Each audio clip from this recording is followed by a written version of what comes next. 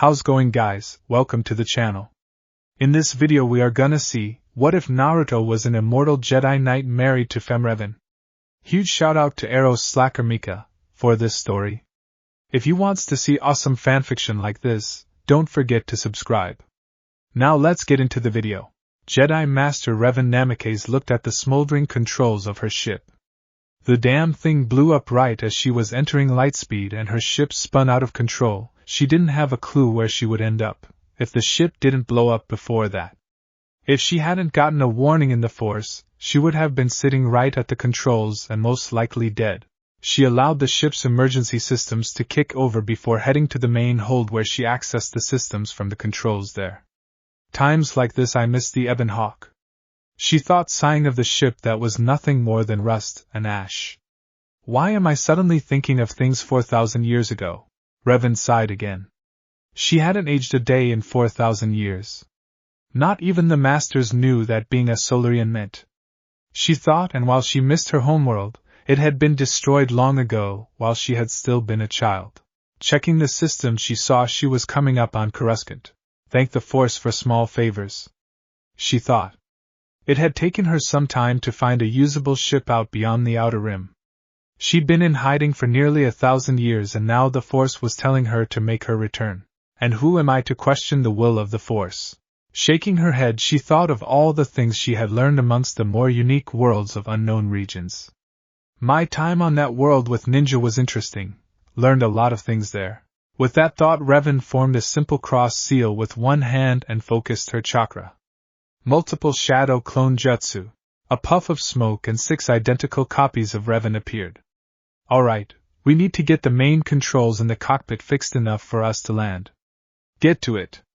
She pointed at 2 of the clones. She then looked at another pair.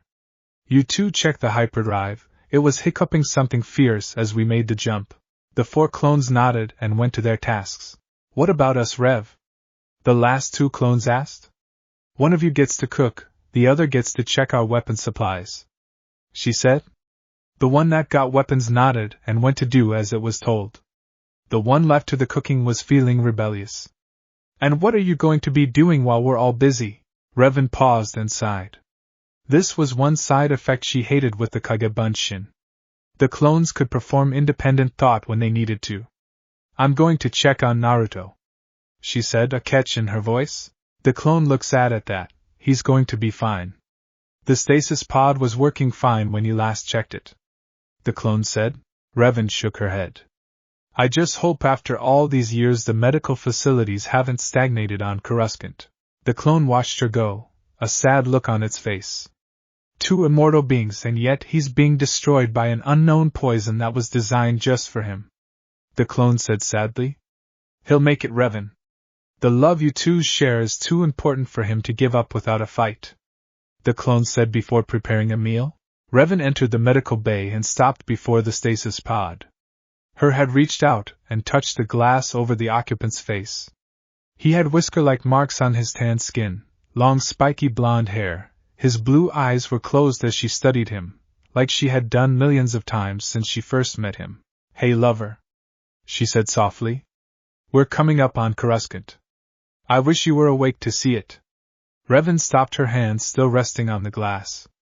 It's been a long year, love. I've missed you so much. Revan looked at her husband, her eyes taking in his features.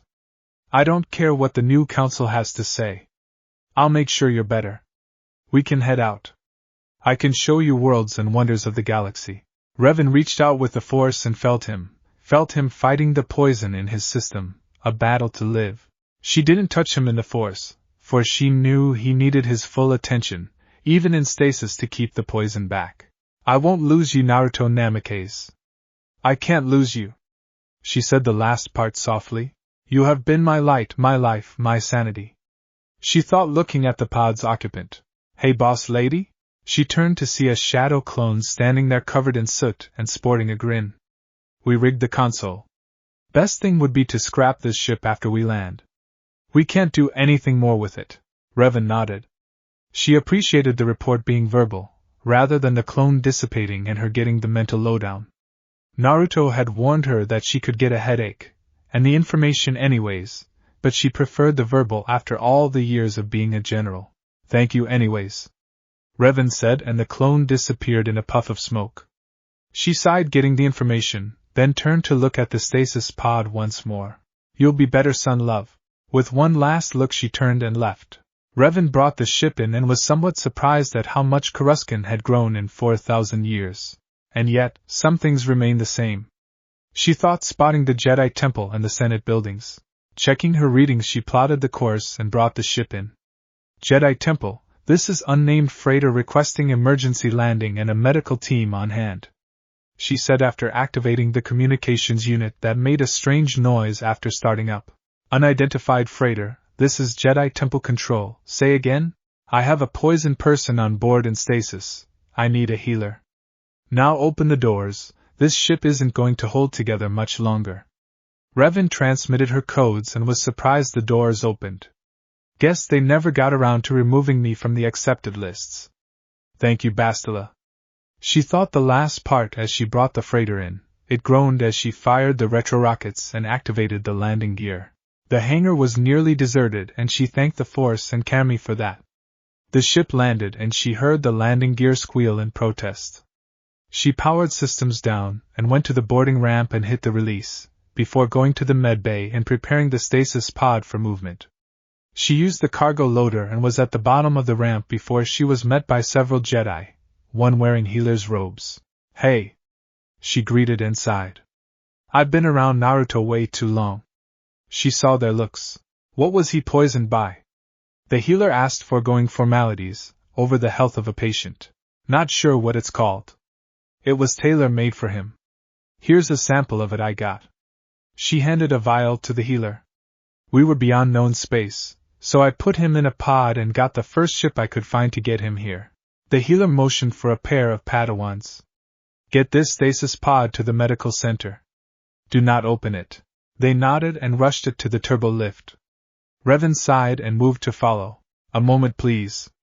She turned and saw several Jedi there. Few questions, have we? Revan blinked, seeing a being that reminded her of Master Vandar.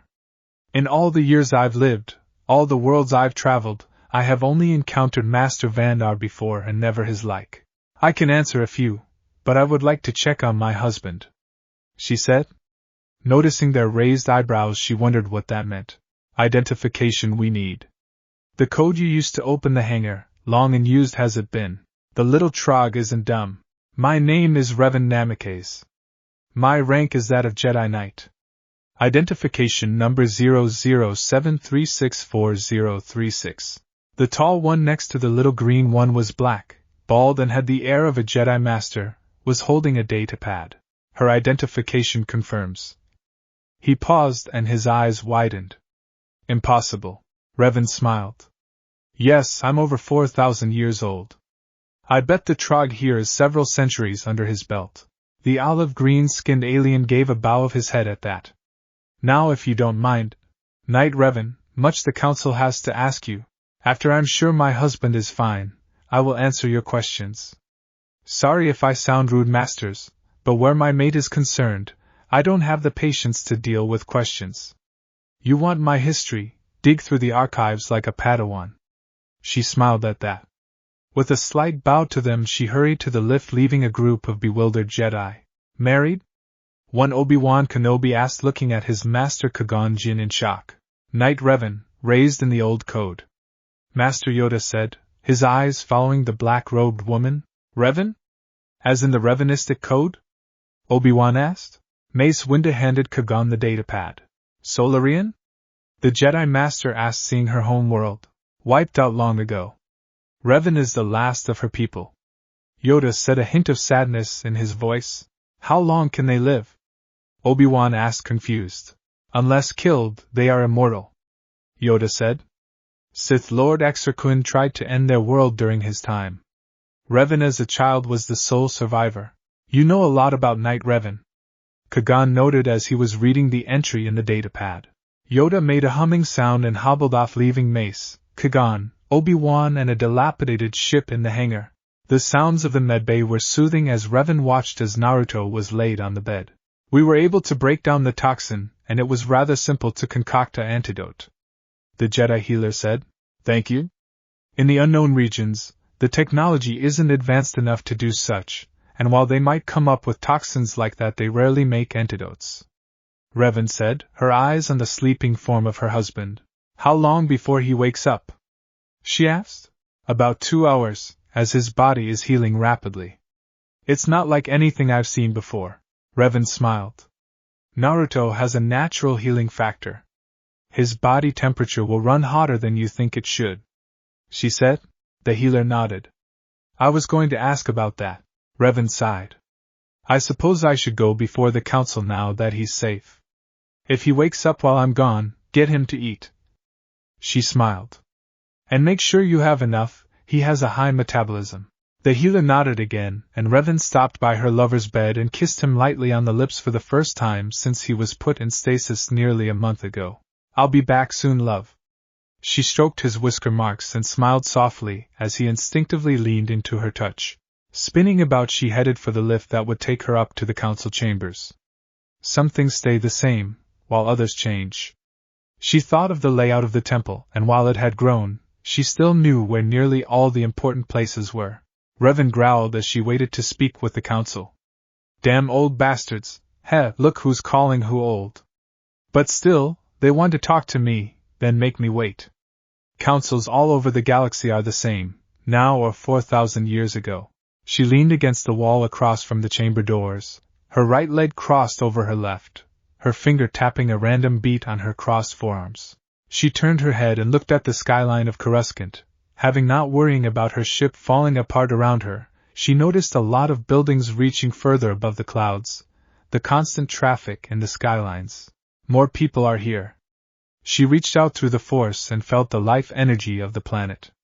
If there was a Sith Lord like Nihilius, he would feed good on Coruscant now.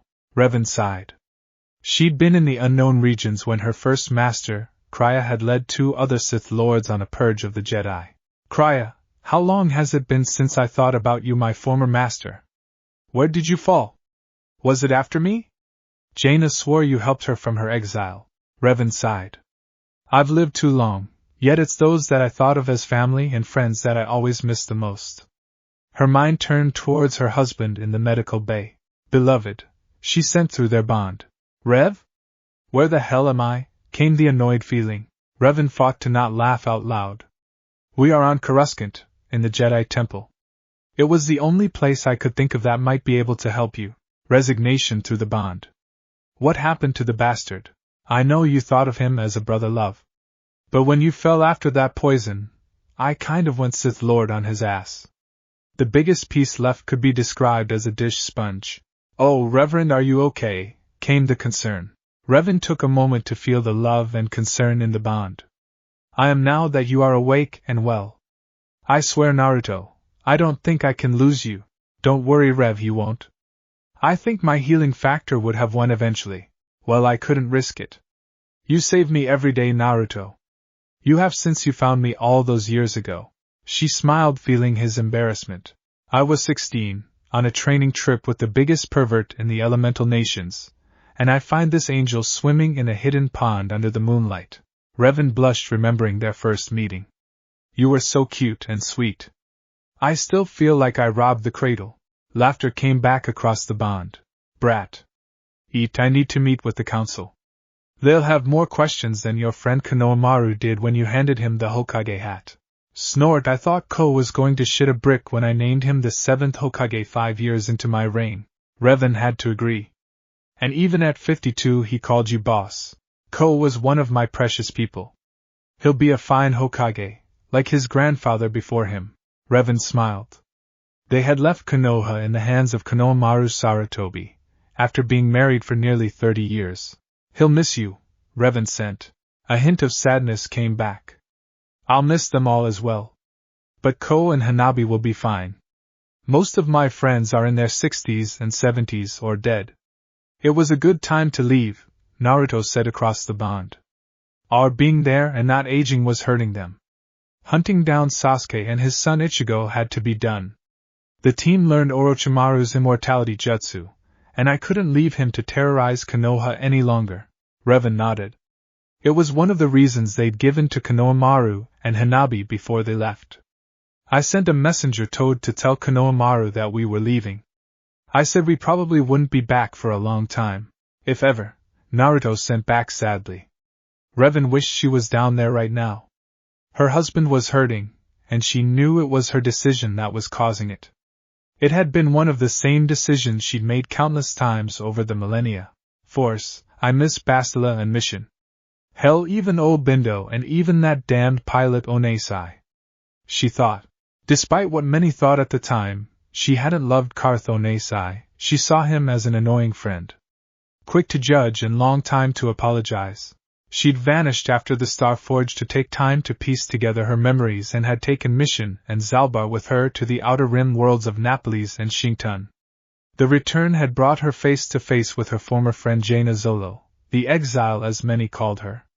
Revan called her friend and confidant. I should have done something other than let her go back to Atres after the war. That shoulda had it out for Jaina because she followed me. Thinking of old friends' love? Naruto's mental voice asked softly. Sorry. Being back here is bringing old memories to the surface. People, places, old friends long gone, Revan sent back. It's okay, Haim. The healer just brought a tray. Is this slop even food? Revan laughed as she got the mental image. Goop. It's nutritious. Rev, it's gray, Naruto sent back. Eat your goop. I promise to take you out for real food when I'm done here, Revan sent, noticing the door opening. Showtime. Wish me luck. You don't need any more luck. But I send my love with you, Revan Namikaze. Revan felt the mental caress and kiss, and she squared her shoulders and entered the main council chamber of the Jedi Masters for the first time in 4,000 years. Naruto sighed as he looked at the bowl. Please tell me they have ramen. I'm not sure what you're asking about, sir. The healer said. Ramen, noodles, broth, vegetables. He saw her blank look. I swear if they don't have ramen, I'll have Revan take us back and fill the cargo hold with it. Or get Iam's daughter or granddaughter to come with and be my personal ramen cook. Smiling at that, he looked at the substance again. You're sure this is food? I mean, it looks like something used to sandblast the walls. The healer smiled. Well, we did just clean the temple. Naruto narrowed his eyes. You're pulling my leg. I'm a Jedi. I don't have a sense of humor. The woman said, smiling even more. Naruto laughed. I think I'll like you. I'm Naruto. Naruto Namikaze. The woman smiled, and Naruto took a moment to study her. She had diamond marks on her cheeks and forehead. Her skin was pale, nearly white. She wore robes like Revan's but longer and were a deep blue. I am Healer Shurshur. Welcome to the Jedi Temple. So, my wife is with the council? Naruto asked after trying a mouthful of the goop, and realized it was like the energy bars Choji used to make for him. Knight Revan? She asked for confirmation. Yeah. He said with a smile of someone in love. It probably will take a while, as Knight Revan's return is the talk of the temple. Naruto groaned. Not very often that a knight comes back after missing for 4 millennia. Naruto shrugged. If I hadn't been stupid and gotten poisoned, I have a feeling it would have been even longer. Naruto said. About that poison. Shurshur started and Naruto nodded at her to continue. It's serpentine-based, but none of the serpents in the database were a match. I had to synthesize a whole new antidote out of the poison Knight Revan had collected. Naruto nodded. Yeah. Enemy made it, and coated his sword with it. I thought my healing factor would have been able to deal with it, so I ignored the wound and kept going till I collapsed. What world are you from? Shurshur asked. Naruto scratched the back of his neck. Not sure it has a name. The elemental countries aren't into space travel, and we never really looked beyond the stars or thought of much else but what was happening on the dirt. Revan might know as she wandered a bit and picked up history before I met her. Naruto finished the goop. He wished for his usual amount of ramen, but it would wait. Being married has taught me patience, and Rev won't let me gorge myself on ramen like I did when I was little. So, what's it like to be married to Knight Revan? Shurshur asked. Naruto smiled at this. Well, welcome before this council, you are Knight Revan. Long has it been pondered of your fate. Yoda said after introductions had been completed. Revan gave a formal bow to the council.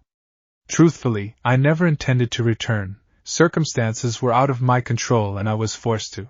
Yoda made a humming sound and she narrowed her eyes. She'd seen the same look on Master Vrook's face, and she knew he was already thinking 6 moves ahead. Your husband is well? He finally asked, and shock filled the chamber as that bit of news hit the council members who hadn't witnessed her arrival to the temple. He's awake, hungry and eager to explore new places. And I almost pity anyone who aggravates him. I don't think Jedi have ever been pranked before. Revan finished her thought. She could see the concentration and frowns on several faces. If you're trying to skim my surface thoughts, that won't work, she said, startling them. Over the millennia I have constructed mental shields that not even masters of the mind arts can get in. Boy, was Eno pissed when her family's techniques failed. Revan thought fondly of the blonde ninja that had been a friend of her husband's. What are your attentions now, Knight Revan? A female master asked. Revan looked at the dark-skinned woman and paused. Truthfully? I need to see the status of my vault, either get the ship no scratch that, get a new ship and have that one scrapped. Then I was thinking of showing Naruto around my old stomping grounds. See how galactic history has fared in 4,000 years, have a few laughs. She saw one scowl on the Syrian master's face. I do know the Jedi of your time were forbidden such attachments. Revan snorted. Coming from you? How many wives and children do you have, Master? Monday was it? She watched him shift in his seat. For those that don't know me or my history, let me sum up a few things for all of you. I am a knight of the old code. The code that was instated that you all follow was set after Exarquin. My master had me swear to the old code, for as a Solarian, I couldn't follow the code that most were trying their best to shove down every Padawan's throat back in those days. I used my emotions, instincts. And when the council wiped my memories, they still couldn't wipe out the core of who and what I was, a Sith Lord. Mace Windu spoke up and several masters looked panicked. Revan laughed. I was labeled a Sith Lord, but I wasn't really. She looked at Yoda. I believe you need to open Master Vander's personal holocron. It will answer many questions that happened in those days, and why he made sure I was made a Jedi a second time, despite some wanting to kill me. She looked around the gathered masters. Weak has this council become. I sense darkness in the Senate. Now hold on. A master stood up. You have no right to speak. Silence. Yoda said, cutting off the Corellian. Knight Revan, much she has seen. Foolish it is to ignore her warnings. Trust she has of mine, no question. Yoda's eyes scanned the masters, many of them shocked.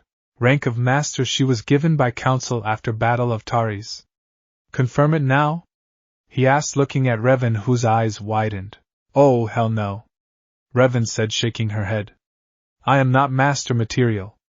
I hate meetings, and if you ask Naruto, I can't even keep the summons listening to me. That last phrase quirked many eyebrows. Rank of master has been awarded you, Revan. Why do you run from it? Yoda asked. Because, little Trog, I hate responsibility. Revan yelled the last bit out. I was in charge during the Mandalorian Wars as a knight, and I hated it. I hated making decisions that could and did cost lives of soldiers under my command. Despite what history said, I never wanted to go through with Vrook's and Vander's plan to root out traitors to the Republic. I never wanted to find the Star Forge, and I sure as hell didn't want to lead my best friend to the dark side and get blown up with my memories sealed away. Revan was clenching her fists at her side. I didn't want to journey around the thrice damn ignorant and stuck-up galaxy unlocking my memories and being nearly killed by a friend along the way. I didn't want to face my best friend who I considered my brother and kill him. Revan glared at Yoda. I left the Republic 4,000 years ago to get away from this. Don't, Revan, Yoda said, his voice soft. Deny who and what you are will not help you. You have a deep need to help others. Revan sighed. Damn manipulating old people. She thought, remembering Tsunade saying the same damn thing to her when she'd come to Konoha with Naruto, and the slug San Nin and 5th Hokage manipulated her into becoming a Nin of the Hidden Leaf. I really hate your species, Trog. Yoda gave her a satisfied grin. Protest to much you do. Vanar spoke highly of you, as did the Exile, Knight and later Master Shan and others in their holocrons. Sappy bastards? Revan muttered, but she was touched her friends thought of her, even when she ran away to heal her heart, body and soul. Masters? They turned towards the door to see Healer Shusher stepping in, a nervous look on her face. Yes? Revan groaned. He slipped out, didn't he? Shusher nodded. I just went to check on supplies and when I returned he was gone. Revan laughed. Naruto hates hospitals of any kind, always has. She took a deep breath and then pulled a very battered-looking holocron from the inside of her robes. My holocron. I do want it back, Trog. She said, giving Yoda a look as the Force touched it, and levitated it over to the clawed hand of Yoda, who nodded. Revan looked at Shusher. I think I know where he is. How? Mace Windu asked. Naruto and I are bonded on many levels. That, and I know my husband very well. First thing he'll do is wander off and try and find a place in the temple to train. Most would be looking around to take in the sights, but Naruto, after any kind of confinement, will look for a place to stretch and test his body. I just hope he doesn't do anything too destructive. Revan said the last part softly. With a half bow she looked at the council. If you'll excuse me, masters, I'd best catch my husband before he offends someone and blows them and or the temple up. She didn't wait for their acknowledgement. Many wide eyes followed her out of the doors. Did she mean that? Plo Koon's deep voice rumbled. A Nautolan master, Kit Fisto grinned. Be interesting to find out, my friend. Yoda chuckled as he gazed at the ancient holocron. Interesting times ahead there will be. Master Revan and her husband will change many things, they shall. The council nodded, all of them noticing the inflection on the word master. I'll prepare her a list of Padawans to choose from. Adi Gallia said, but stopped as Yoda shook his head. Apprentice she has already? Strong in the Force is Naruto Namikaze. The others closed their eyes and reached out. By the Force. Adi said, her eyes opening. How can anyone be that bright in the Force? It's like he and Revan are of the Force. Yoda agreed. Flows around them, through them. To them there is no light side, no dark side. The Force just is. His hand stroked the holocron in his grip. Not many knew this, but Yoda was a history junkie and he had in his hands the personal holocron to one of the biggest pieces of 4,000 years. Pair them with Kagan and Obi-Wan we shall, he said. Allow Revan and Naruto to become acclimated to the galaxy, and at the same time keep an eye on them. Mace said. She gives into her anger too easily. Solarian she is. Emotions are important to them. Empathy and instinct help them. It had. Yoda looked around the gathered masters. Now about Senate. Focus we shall on Revan's warning. Dark there is in its halls. Prepare we must. Naruto grinned as he slipped down the corridors. He'd taken a moment to admire the view from the window, and he'd been intimidated by what he saw, but he shook it off.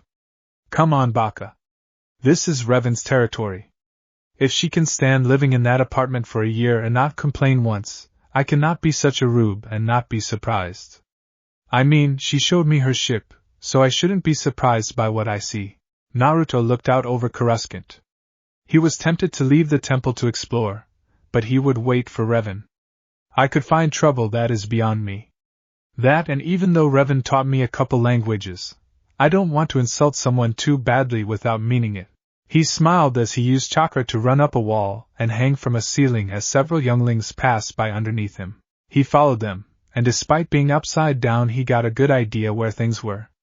I am shocked no one has looked up and noticed me, Naruto thought. But like Kakashi said, most people never look up.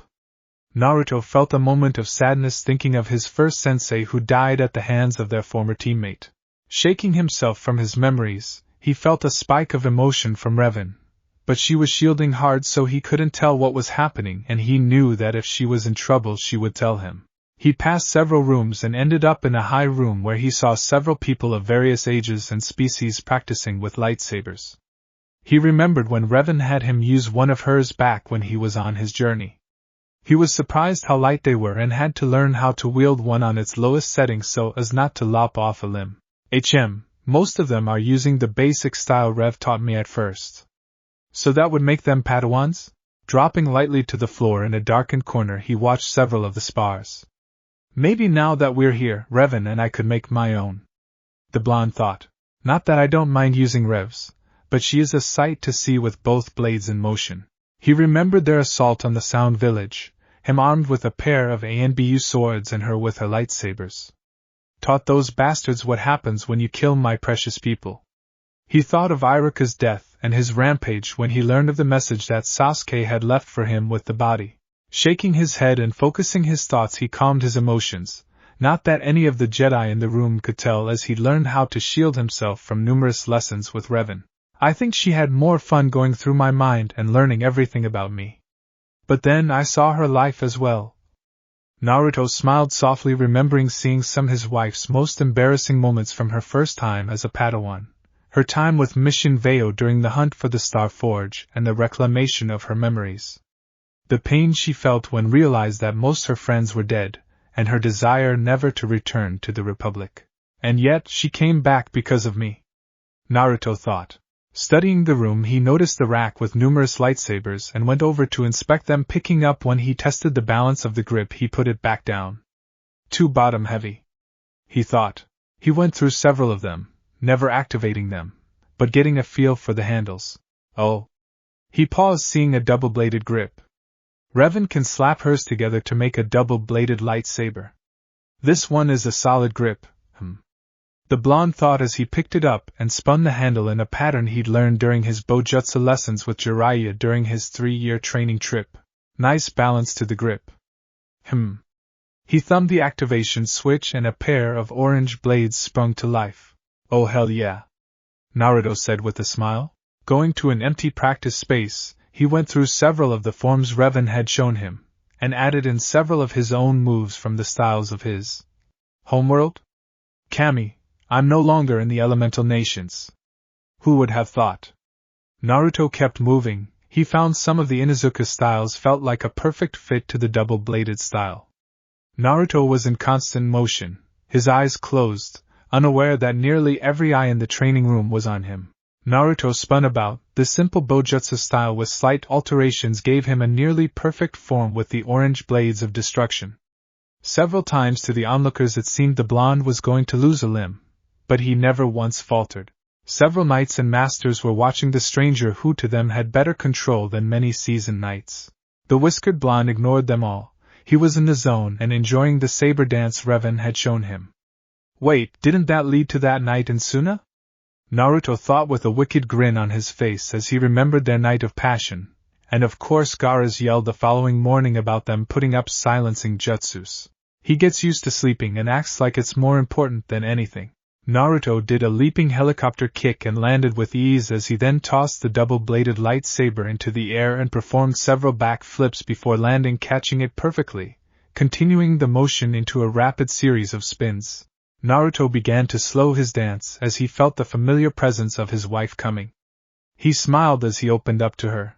Done with the meeting, dear? You snuck out of the medical center again, love. You promised me you wouldn't do that kind of stuff anymore. You swore on ramen. The mental yell from his wife froze him mid-motion. Now, Rev, love. I was perfectly fine. We agreed if I was fine I didn't have to sit and wait. He felt her enter the room and opened his eyes, seeing her march past the gathered crowd. Don't you try and use your logic with Naruto Uzumaki Namikaze, Rokundame Hokage or not, I will whip your ass from here to Konoha. Naruto deactivated the blade. He tried to think of a way out of sleeping on the couch. Revan, however, looked around and then smirked as she turned back to him. Well, since you're up and about, let's spar now that you have a lightsaber. When we're done, we'll work on making your own. Naruto nodded and moved back to the center of the mat. Revan was shielded, and he sighed knowing he was going to get his ass kicked. Wonder where I can get milk chocolate here? He wondered as she drew her 2 lightsabers and they activated with a dual snap hiss, the purple and red blades humming as she took up her stance. Naruto reactivated the double-bladed orange lightsaber, and smiled seeing his wife's quirked eyebrow. No, she said, and he pouted. But it's a good color, he said. It's orange. We talked about this, she said as he took up his own stance. Revan could feel some of the council entering the chamber, and she saw the pair of Master and Padawan from when she arrived. Ready, love? Revan sent. Yeah. Full out, Naruto's voice came back to her as they circled. Yeah. Let's show them how to do this. Revan's mental voice barely finished when she lunged. Obi-Wan Kenobi's eyes widened as he watched the pair. He'd watched the blonde when he began going through his forms. He'd never seen anyone in the temple choose the double-bladed lightsaber. He had to admit, the unknown knight was something to see. When the woman from earlier arrived and spoke, Obi-Wan knew that they were speaking like master and apprentice. But didn't she say he was her husband when they arrived? Obi-Wan was confused. Kagan was next to his apprentice and could feel the confusion and knew the younger man had many questions. He found his eyes watching the pair as the lightsabers clashed. He had to admit, the blonde was very good, and Revan was truly a master of the saber arts. Up a notch? The blonde asked, and Kagan watched as she nodded, using the force to try and shove the blonde back. But he had leapt high into the air, spinning about, and to everyone's shock was standing on the ceiling. Come on up, Rev, he said, making a motion, and the gathered masters, knights and padawans watched as Revan performed the same force leap and spun about, stood on the ceiling, continuing their duel. Impossible, Master Took said, watching them. Everyone leapt back when Revan lost her purple lightsaber when the blonde did a series of spins. Everyone leapt back as the blade fell, but relaxed as it deactivated long before it got to head level. They watched as they added kicks and several fighting styles. The blonde lost his footing when Revan delivered a wicked headbutt that knocked him from the ceiling. He fell and flipped, landing in a crouch, the double blade deactivated. So, that's how it's going to be? He growled, and Revan nodded, and to the shock of everyone stuck her tongue out and blew a raspberry at him, before leaping straight at him, coming towards him like an avenging angel, her red-bladed lightsaber leading the way. The blonde waited for the last moment, and the double blade snapped to life as he spun, using his momentum to knock her around. Revan flipped and landed, her blade before her. They met one another in the middle of the mat once more, and after a flurry of moves, Revan with a flip kick knocked the lightsaber from the blonde's hands. She used the force to send it flying. To the shock of the crowd, she wasn't done as she swung her blade at the blonde's head, but he ducked and did a back flip away. He stopped and smiled. Oh, it's on now, believe it, he said, and the gathered Jedi watched as he put his hands in a strange cross position. Revan cocked her eyes and saw the fox-like grin on her husband's face. Ah, hell. Mass Shadow Clone Jutsu. The blonde roared, and the mat soon showed a dozen clones. Hey, Rev-chan, they said in unison. Revan watched as one of the clones handed Naruto her lost saber. Get her, Naruto yelled. Revan knew she was going to have to work hard for this one. Around the mat, sputters of shock and surprise as the blonde performed something they had never seen. Master Took spoke up. Sith technique. Get the younglings away from here. Stay they will, Yoda said, countering the history master. Master Yoda, that is not a Sith technique, Yoda said, his own gaze watching as Revan called on the Force to fight off the horde of blondes. Much can be learned from Naruto Namikaze, it seems. Revan was in constant motion, slicing through the clones that were going up rapidly, until she met resistance in the form of her own purple lightsaber. Hey, wife, Naruto said with a grin. Miss me? Hardly, she said, and once more they were in motion.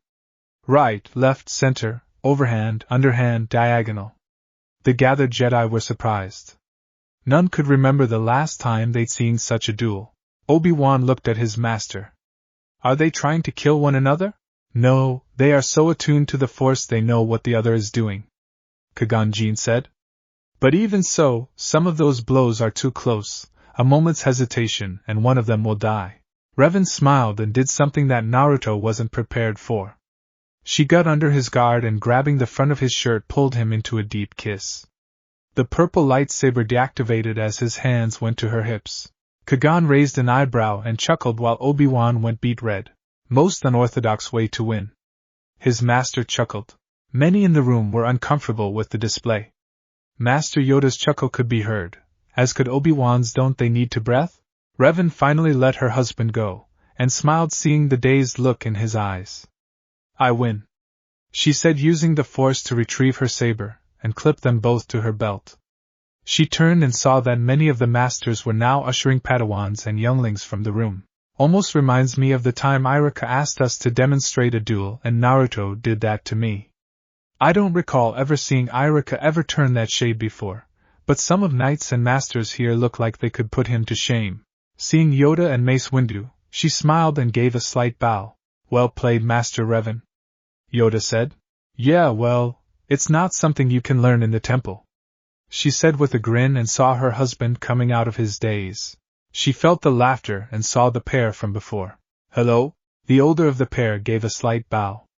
Kagan Jin, and my Padawan, Obi-Wan Kenobi.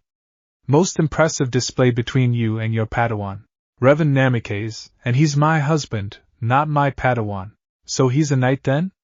Obi-Wan asked. His curiosity was screaming at him to find out all he could of the pair. No. Naruto's never been trained in the Jedi arts. But from his world, he is an accomplished ninja and a former leader amongst his people. Not trained, but... Obi-Wan looked as Naruto was putting the borrowed lightsaber away, a grin on his face. Revan laughed. On his world they have many skills and abilities that make what we do with the Force seem tame. They can control and manipulate the elements. They use a form of spiritual energy called chakra, she said. During my time amongst them, I learned how to harness it. Granted, I'll never be anywhere near my husband's chakra capacity. He of course has more than 200 people. 3. They turned to see Naruto standing there with a grin. On the chakra scales Tsunade Bachan performed, I have more than 300 people combined, and that's before I tap into what the fox left me, he said, scratching the back of his neck, seeing all the eyes upon him. Needless to say, Naruto is a juggernaut in battle. You fight many? Obi-Wan asked. Naruto looked sad. Far too many. His eyes took on a faraway look, and the more skilled masters knew that was a look of a veteran. Yoda broke the silence. Master Revan, assistance we require from you and your husband. Revan looked at the head of the council. Master? Naruto asked, and she could hear the teasing in his grin, even though her back was to him. Stow it, love, or you'll sleep on the couch, she said. Naruto mock pouted then grinned. But you never let me sleep there alone, Revan sighed. She hated to admit it, but he was right. Every time I banish him to the couch, I can't sleep and join him, which then leads to more strenuous activities. Naruto saw the blush and his fox-like grin got even bigger. Yoda ignored the byplay. Asked that you team up with Master Kagan and his Padawan on duties. It would be beneficial to both sides. You would have guides in a universe that has changed since your last time here, and they would benefit from both of yours experience. Revan looked at Naruto, who shrugged. They didn't use the link as they thought it was rude to do it around others, remembering Ino's screams every time they would hold conversations and laugh or blush while out for dinner with her and Choji. Naruto? Not like we really have pressing matters, Rev, he answered. Nor a ship, Revan muttered. Naruto nodded as he got the mental picture of the ship. Revan looked at Yoda. We accept with the knowledge that we can leave when we wish, and decline missions that we don't want. Yoda nodded his head. Naruto was looking at him. Who's the frog? Revan laughed while the rest of the council looked shocked at his question. Kagan turned his head, trying to hide his own smirk. Obi-Wan looked scandalized that someone would insult Master Yoda about it. Even more, Master Yoda chuckled. Much to learn, young Namikaze, yes, much to learn, Yoda said once everyone had gathered themselves, his eyes on Revan, who still smirked. Learn? He shot a look at Revan. Some of the things I taught you before we left Konoha. Naruto nodded. Actually, a lot of the things Revan taught me or tried to teach me I can't use. Meditation, sure, but I don't have her connection to the Force. The others looked surprised. Naruto is sensitive due to certain things that have happened to him long ago. As you can see, he is able to wield a lightsaber. But what of the standing on the ceiling or those duplicates? Obi-Wan asked. His speed? Revan smiled. Those are part of his abilities. Taijutsu, ninjutsu, geijutsu are just some of the disciplines from his world. She looked at Naruto, then at the masters. I think it's best if we give them a demonstration of your skills, sweetie. Naruto smiled. Yes, dear, he said, and she swiped at him, but he used a kawarimi to swap himself out with a log. What? How? Obi-Wan, the most outspoken of the group, was shocked. They heard laughing and looked around. Revan pointed up and Naruto was on the ceiling once more. That was the simplest ability all students of the Ninja Academy use. A substitution jutsu, which allows us to swap out with items or even people if you're strong enough. Where'd the log come from? Obi-Wan asked while the masters watched on. Rev? Naruto asked, scratching the back of his neck, and looked at his wife for an explanation. Men, she muttered. I had some wood stored in the hold of the ship. You instinctively reached out for it as it was something you're most familiar with. I'm sure in time you'll find something new around here. Naruto smiled and dropped from the ceiling, landing on his feet. Academy students also learn a henge, or transformation jutsu. Naruto put his hands in the seal, and with a puff of smoke where Naruto stood, now was a perfect replica of Master Yoda. Naruto over time has come a long way. He no longer needs to say the name, and nearly all his jutsus that require hand seals he can now do one-handed. Revan said as Obi-Wan and the others were studying the Naruto. Fascinating, Obi-Wan said as he reached out to touch it. A puff of smoke and Naruto was back. The low-level ones can be dispelled with a simple touch, Naruto said. Another skill learned at the Ninja Academy is the Bunshin, or body-splitting jutsu. The Academy version isn't solid, but an illusion. Naruto, however, has way too much chakra, and thus can't perform it. Revan performed it, and whispered the name, and with a puff 3 replicas were next to her. Obi-Wan reached out and his hand passed through it, and then it went up in a puff of smoke. However, my darling husband can perform a type of bunshin that not many can do without feeling a drain on their chakra, or personal energies. Naruto put his hand in the cross-seal position. Shadow Clone Jutsu. Naruto roared, giving Revan a wink before the whole room was covered in smoke. As it cleared, the Council of Masters were shocked, as were Kagan and Obi-Wan. Ceiling, floor and walls were covered with what looked like 1,000 Naruto clones. And if you're impressed by this isn't even a tenth of the clones he can generate before he feels tired, Revan said. Her mind remembered the battle for the Waterfall Village when Orochimaru and Sasuke tried to steal their secrets. Naruto had rushed to the aid of his friends there, and with just himself and Jiraiya at the time fought off the Sound's invasion. One clone giggled when Obi-Wan poked it, and it slapped his hand. Quit it, that tickles. They're solid, Obi-Wan said, surprised, even after witnessing them against Revan earlier. Okay dear, put your clones away, she said, and they watched as Naruto dispelled them in groups of 10. Why not all at once? Obi-Wan asked after watching this for a bit. The downside is that you remember what the clone does. Naruto learned the hard way of information overload and spent a week in a coma. Granted, when he woke up he had the whole Konoha library in his head, and the headache to prove it. The original Naruto snorted. Tsunade Bachan told me if it had been anyone else they never would have woken up from that coma, or waken up dead of a brain aneurysm. Obi-Wan looked at Kagan and mouthed, woke up dead? Kagan had a smile on his face, and leaned in close to his Padawan. Turn of phrase, my Padawan. I've heard some similar phrases on the lower sections of Coruscant, or Outer Rim worlds. I can do a max of 10 clones, but I feel exhausted after. Revan told the masters. And that was nearly with 40 years training up my own chakra reserves. Is there anything else? One of the masters asked. Naruto shrugged. A lot of my jutsu are combat-related, and even more of them are on the destructive side of the surrounding area. That and Rev's forbidden me doing them indoors. And good reason. You flooded the lower levels of the Hokage Tower when you used that Suiton jutsu to clean the upper levels. Naruto chuckled. Ah, but Ibiki said it's the cleanest the interrogation rooms have ever been after that. Revan growled. You and him. I told Tsunade that was a bad idea to allow you two to work together on anything. But I was the Hokage. And yet you acted like you were. A cough brought them out of their verbal sparring. Sorry, Master Yoda. She shot her husband a look. We will talk about that later. Naruto just sighed. I just can't win. The blonde thought. Now then, why don't you spend some time familiarizing yourself with the temple, and ask Obi-Wan and Master Kagan for assistance? Revan nodded. And we need my vault. Naruto needs a lightsaber of his own. Too old. One of the masters began, and Revan looked at him. I wasn't asking, I was merely informing. She shot Yoda a look, and he nodded. Welcome to the use of a workroom and the archives, you both are. Yoda got the others to leave, and Naruto was standing, his fingers laced behind his head. Any place decent to eat that don't have goop? He asked Obi-Wan, and Revan laughed. I swear you and Choji must be related. She finally said after stopping chuckling. Could be. Naruto started, then finished with a shrug before looking at his wife. They don't have ramen.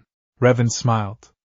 I'm sure we can find something close, she said before looking at the master and Padawan before her. Gentlemen, lead the way. Dex's Diner. How often do you come here? Revan asked Obi-Wan, who shot his master a look. More than I was supposed to. Obi-Wan confesses with a shrug at Kagan's smiles. I know when you snuck out. He admitted, and Obi-Wan sighed, figuring his one act of defiance hadn't really mattered in the end. I like the Jawa juice, he said. Naruto and Dex got on very well, and after Naruto described ramen to the Basilisk, Dexter Jetster liked the blonde, who described his favorite dishes, and Dex found suitable substitutes, and soon the Jedi were watching as Naruto inhaled the noodles. Revan, watching her husband, shook her head and laughed as he chalked up another bowl. You know, you're going to regret offering to buy him lunch, she said, sipping her Juma juice. Kagan watched as another bowl was brought by the robo-waitress. How much can he eat? The master asked, his eyes following Naruto's movements, which seemed like a blur. Well, she looked at Naruto. Anywhere from 15 bowls to 50. 50, Obi-Wan said in shock. Revan shrugged. His metabolism and the amount of energy he uses gives him such an appetite. She smiled. The few times I cooked a picnic lunch, I usually started early in the morning to get it all ready by lunch, but then he would show manners. Naruto looked up and quirked an eyebrow at her. Revan laughed. Don't give me that look, Naruto. You are a glutton when it comes to ramen. I remember Irika crying about your celebration to Chunin. He had to take 3 missions to cover that bill. Naruto swallowed his last bite and looked at her. Yet you haven't mentioned your near criminal record in regards to Pocky. She smiled. I'm your wife, I'm allowed to pick on you, and as a loving and devoted husband you're not supposed to mention my imperfections. Naruto shrugged. He looked at the stack of empty bowls, then at Revan. She shook her head and he sighed. Fine. But we can come back, right? Revan laughed before looking at Kagan. I'll cover this, you weren't prepared for the black hole that's his stomach. He nodded and she went to pay for the lunch. Obi-Wan watched as Naruto stood and stretched. Ah, that was good. So other than that room, is there somewhere that we can practice that they won't mind getting a bit thrashed? Exercise? Obi-Wan said in surprise. How can you even move after eating all that? Naruto smiled. That was nothing. Naruto waved it off. Revan looked at Kagan. So, how do you wish to go about this? The male master shrugged. We take things as they come? Revan smiled. We're going to get along fine. But I was talking about the tour. Coruscant has changed in 4,000 years, some landmarks are the same, but... She looked at the skyline filled with cruisers and speeders. Come, I think we'll start with the need-to-know places and work on down from there. He said and turned and stopped, seeing his Padawan in a headlock and Naruto running his knuckles over his skull. Say it! Say it! Naruto! Revan yelled and the blonde stopped in mid-nagi. But Rev, he insulted ramen and then... I did not! I just said eating all those noodles can't be healthy. Obi-Wan protested. See, Revan sighed. My husband is such a man-child at times. She muttered and with the force separated Naruto from Obi-Wan. Sorry, gentlemen, he gets energetic after eating so much, and sleeping, and sigh, alright, he's a stamina freak, but that's one of his good qualities. Revan smiled as her man hung in the air, scratching the back of his head. You going to put me down nicely, or will I need to bring up certain issues? The blonde asked, and Revan scowled. You puke on me and I swear I'll use your guts to paint the temple. Naruto laughed as she finally released him, the 2 Jedi and the patrons watching the strange pair. Naruto looked at Dexter. I'll be back for more, that was awesome food. Dex smiled. Always welcome, you'll be, lad. Any friend of Obi-Wan's? The said Padawan lowered his head. Dex. The basilisk waved him off.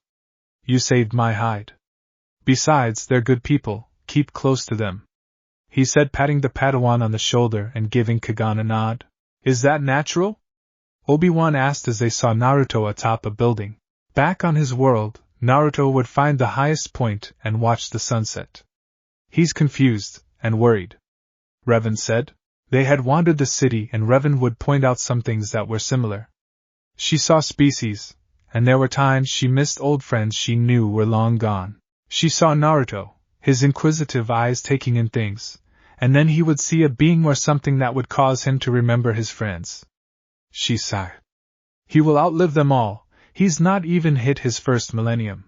It was near sundown that Naruto had leapt from building to building, climbing higher. Revan and the Jedi followed in a speeder, and were now hovering off to the side. Revan could feel his pain and conflict. He had the door closed, and she knew he didn't want to talk. He'd been like that after Jiraiya's passing. Kagan touched her elbow. She turned and gave him a smile. He's mourning. He knows he'll never see his friends, his precious people again. We left his world and he was unconscious for it. He never got the chance to say goodbye. And I never told him. It took years to reach Coruscant from the unknown regions with micro jumps to light speed. She looked at the sun as it kissed the horizon. I spent time in meditative trances and working on keeping the ship in motion. Why didn't you stop at any of the worlds between here and there then? Obi-Wan asked. Revan smiled. Fear. I was afraid what I would find. Afraid that the Jedi would be no more. Afraid that I was rushing my one reason in the galaxy on a wild goose chase. I thought that even should the Jedi be wiped out again, I thought the archives always survive. She looked at Kagan then. Coruscant was brought to its knees when I was a child. Structures leveled to the ground, but with the vaults and that built to the core, the only way for things to be destroyed fully would be to blow up the planet. I knew that even if the Jedi were gone, the holocrons would be here. Kagan Jinn looked at Revan then. You would have spent years in study to find a cure if the healers hadn't been here, he said. Revan nodded. Shaking her head, she watched as Naruto tilted his head as the wind whipped about him. He is my strength. I'd been alone for so long, and then I met him. He was loud, obnoxious, and his presence sang in the forest so loudly. It was like being cradled in love and warmth. Revan smiled as they sat in the workroom. Obi-Wan and Kagan had gone off to work on saber forms. Revan watched as Naruto constructed his lightsaber. Not going with the double-bladed? She asked, noticing the handle. Naruto shook his head. I kind of like having a free hand for jutsus, he said as he connected wires. You picked out your lens and crystals? Revan asked, staying by the wall. Yeah. Obi-Wan was surprised when I pulled out that pearl, Naruto said. He was biting his lip as he worked slowly putting the inside components together. Revan refused to let him use any pre-assembled parts of any kind. I got that pearl 4,000 years ago when I helped kill a crate dragon on Tatooine. I never felt right using it. Naruto thought about using Tsunade's necklace, but he couldn't part with it, the comfortable weight around his neck. I'm surprised you didn't use that orange crystal, Revan teased. Was Naruto's response as he finished the controls and slipped it into the cylinder before grabbing a lens, an emitter, a smaller stone that Revan said was the power source. Trust me, you won't have the problem of it running out of power or shorting out at a bad time, she said. The slender green stone reminded Naruto of the one around his neck. They are Solarian shards, Revan admitted. My people would use them to power everything from vehicles to droids to small appliances. Naruto turned to his wife. You okay? He asked. She nodded. No, but as long as I have you, I'll get better every day, he said and stood and pulled her into a hug. Revan melted against him. I should be used to it by now, she whispered into his shoulder as he stroked her hair. As long as we live, those we knew and loved will always be remembered. Mourn, but don't drown in it. He continued to hug her. It hits me at the damnedest times, Revan said. Naruto said nothing. He did what he always did when his wife got like this, he held her, and supported her. She rarely talked about her home world, like he avoided his early years before he became a ninja. Are you avoiding finishing your lightsaber, love? Revan asked after nearly 10 minutes of being held in the arms of the man she loved. Naruto chuckled. I just remember your stories of a badly built saber blowing up in the owner's face. Revan pulled back and her left hand stroked his cheek. You never screw up, smiles, well, on things that are important anyways. Naruto mock scowled. Gee, thanks. She kissed his chin. Go and finish it, then we'll go to bed. But I'm not tired. Naruto complained. Who said it was to sleep? Revan said, slipping from her lover's arms and fading into the shadows. Now back to work, Naruto sighed. She always does that to me, winds me up and slips away. Her laughter from the shadows told Naruto what he already knew, that his wife did it on purpose. Of course, the love-making afterwards is beyond description. Blonde thought as he sat back down at the bench, the grin never leaving his face, his fingers slipping components together, as if he'd built the lightsaber 100 times. From her shadowed view, Revan smiled. Force-sensitive beyond measure, his senses are better than anyone's, and he might not have many force powers, but the ones he uses without thinking put masters to shame. She watched with a grin on her own face that matched her husband's. Better have water nearby. Last time we were both dehydrated. Naruto smiled as he entered the training dojo that morning. Many noticed the ear-to-ear grin on his face, but he wasn't looking at them. In his hand was his newly constructed lightsaber. It wasn't the completion of the weapon that had the smile on his face. While it was a happy moment, it wasn't the cause of the smile. He'd spent the night making love to his wife, and the fact she was having issues rising from their bed was, I did good. Naruto thought with a grin after kissing her awake and leaving her to curse him for her inability to stand. Walking yet, love, he sent through the bond. The snarl had him laughing outright. He stopped seeing Obi-Wan sitting meditating. Hey! Naruto said, dropping down into his own lotus position, hands on knees. Obi-Wan looked at him. Good morning, you're happy? Naruto smiled even more. Had a good night. Obi-Wan noticed the lightsaber on the mat between them. You finished it already? He asked in surprise. Yeah. Rev's a taskmistress when it comes to things like this. But you were building it from scratch, with no pre-manufactured parts. Obi-Wan said in surprise. Have you activated it? Once. I was going to come here and test it out, but she turns on smoothly. She? Obi-Wan asked, quirking an eyebrow. Naruto laughed. Bad habit from my world. Weapons were given names or even personal identifying marks. Obi-Wan looked, and Naruto, seeing the question, nodded and watched as the brunette picked up the hilt and looked it over. What are these runes? Obi-Wan asked, noticing the marks around the grip. This one running down the side says the will of fire. It's a phrase someone precious to me believed in. Naruto said, his mind flashing to Sarutobi Ojizen, his first precious person. He was the leader of my village, and the first person to ever care about me. Obi-Wan felt the flash of pain. I'm sorry. Naruto waved off the apology. Nothing to be sorry for. He lived a long life and he died protecting the village like the Hokage he was. What's this one? Naruto looked at the next set of lines and smiled. My personal nindo. Never give up. It was something I told myself giving up. Obi-Wan was amazed at the attention that had been put into the weapon in his hands. And this one? Naruto blushed. That one is personal and I won't translate it. Looks like Rev added something as well. The blonde thought, seeing the runes. To my beloved. The Force binds us forever, Rev. Obi-Wan looked at the strange seal at the bottom of the lightsaber. What's this? A seal to prevent it from being damaged. Really? That's not possible, is it? Obi-Wan asked. Naruto nodded. Use yours and see. I couldn't, if I damaged it. Then it's back to the drawing board. Naruto said, motioning for him to go ahead and do it. Obi-Wan stood and picked up his own lightsaber that was next to him. It activated with a snap hiss, and the blue blade hummed. Go ahead, Ben. Naruto said, and Obi-Wan paused. What? What do you mean, what? Naruto asked.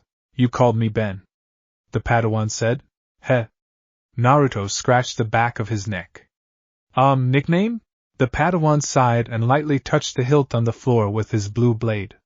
He raised an eyebrow when nothing happened. He put more pressure and still nothing. He deactivated his own and knelt touching the lightsaber hilt on the floor. It's still cool, he said in surprise. Cool, it worked, Naruto said as he picked it up. He stood and smiled, thumbing the activation switch.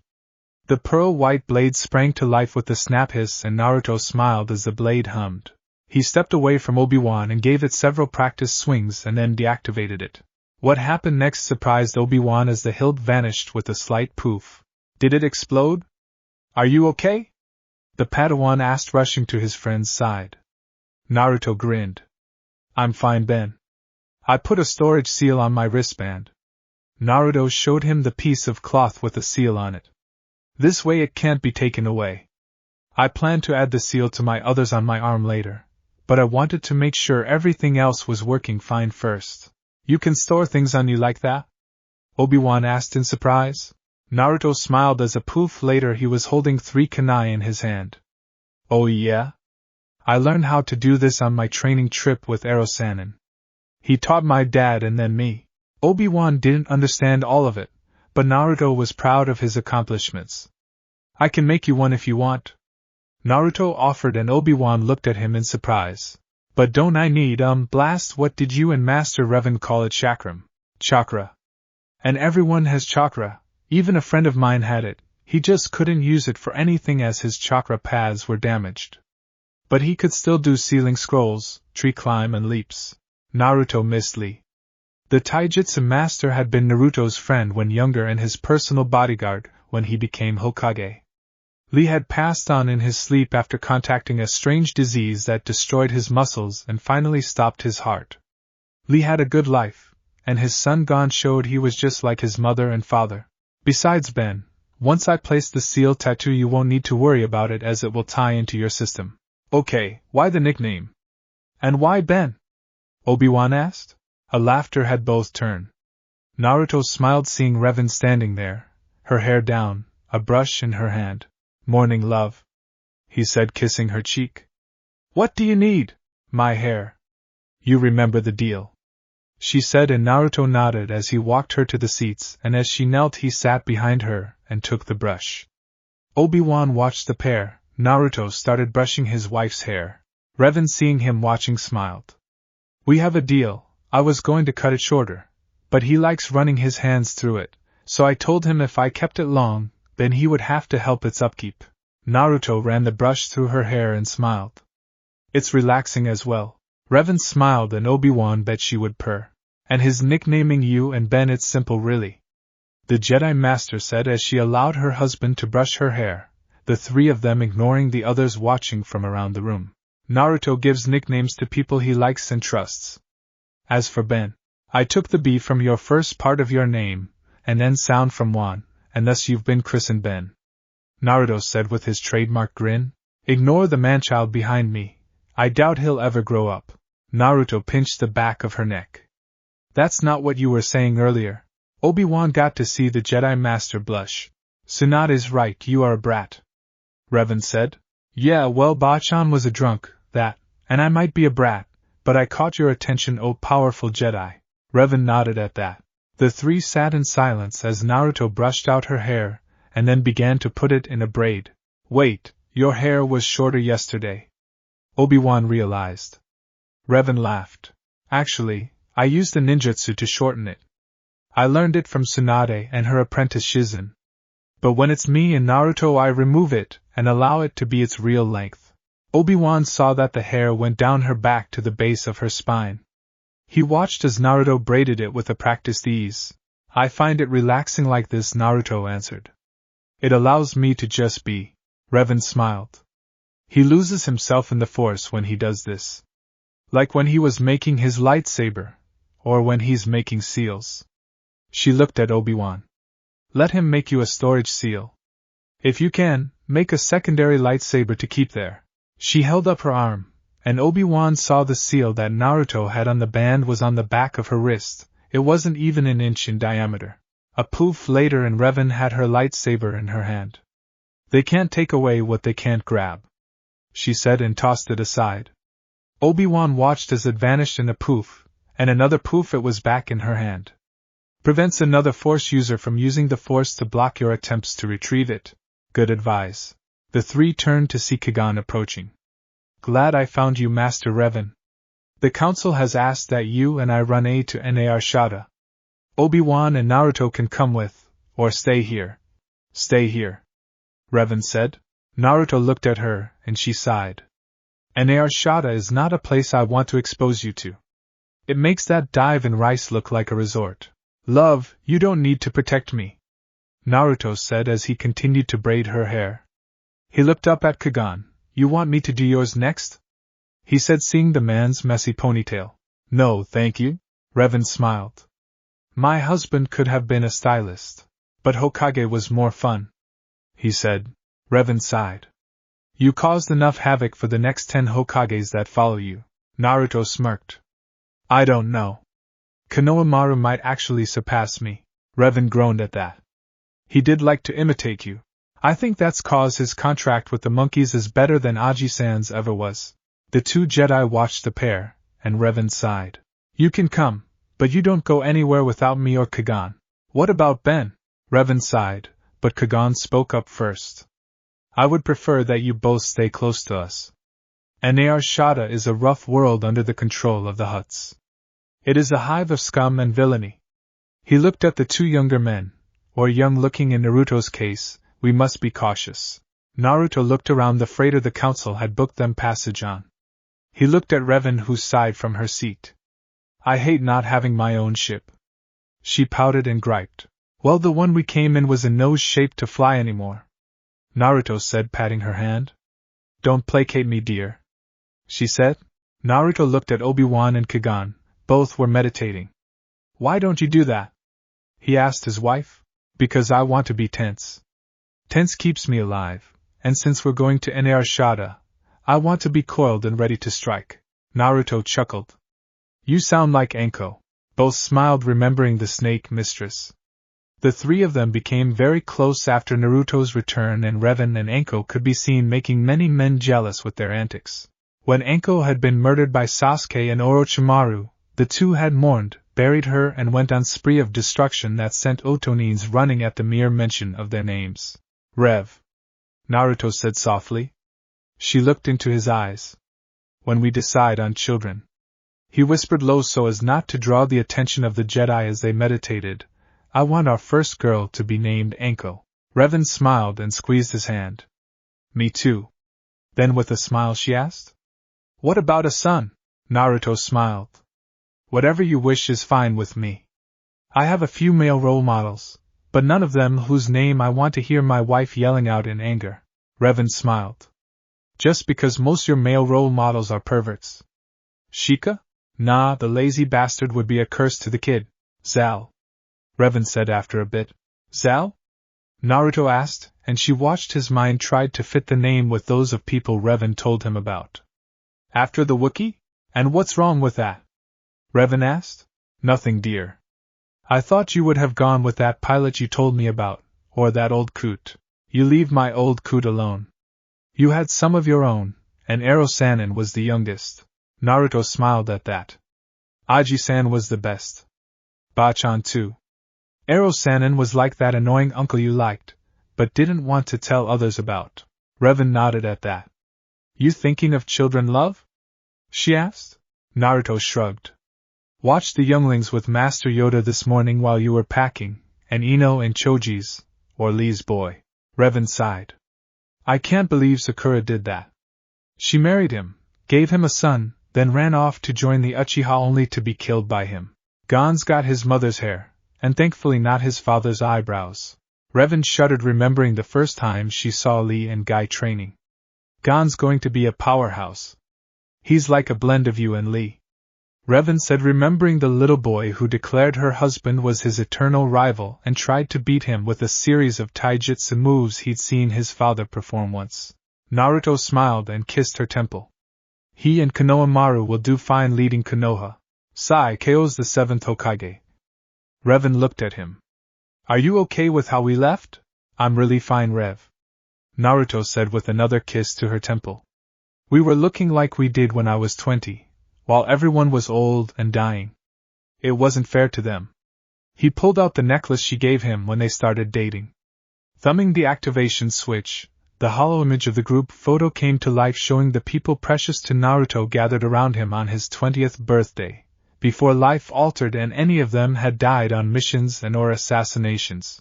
I have this, and I will always miss them, but you are my life and my soul. Revan kissed him and they heard a clearing of a throat to see Kagan sitting there. Not in front of Obi-Wan, please. They turned to see the Padawan passed out with a dribble of blood. Revan realized why as she felt her husband's hand on her breast and realized she had straddled him sometime during their short make-out session. Sorry, she said with an unrepentant grin. Kagan chuckled. I do understand, it's the younger years have grown up in the temple and have been sheltered. Even with all the traveling I've done with him since he was 13, he's been rather sheltered to some things. Naruto grinned. Really?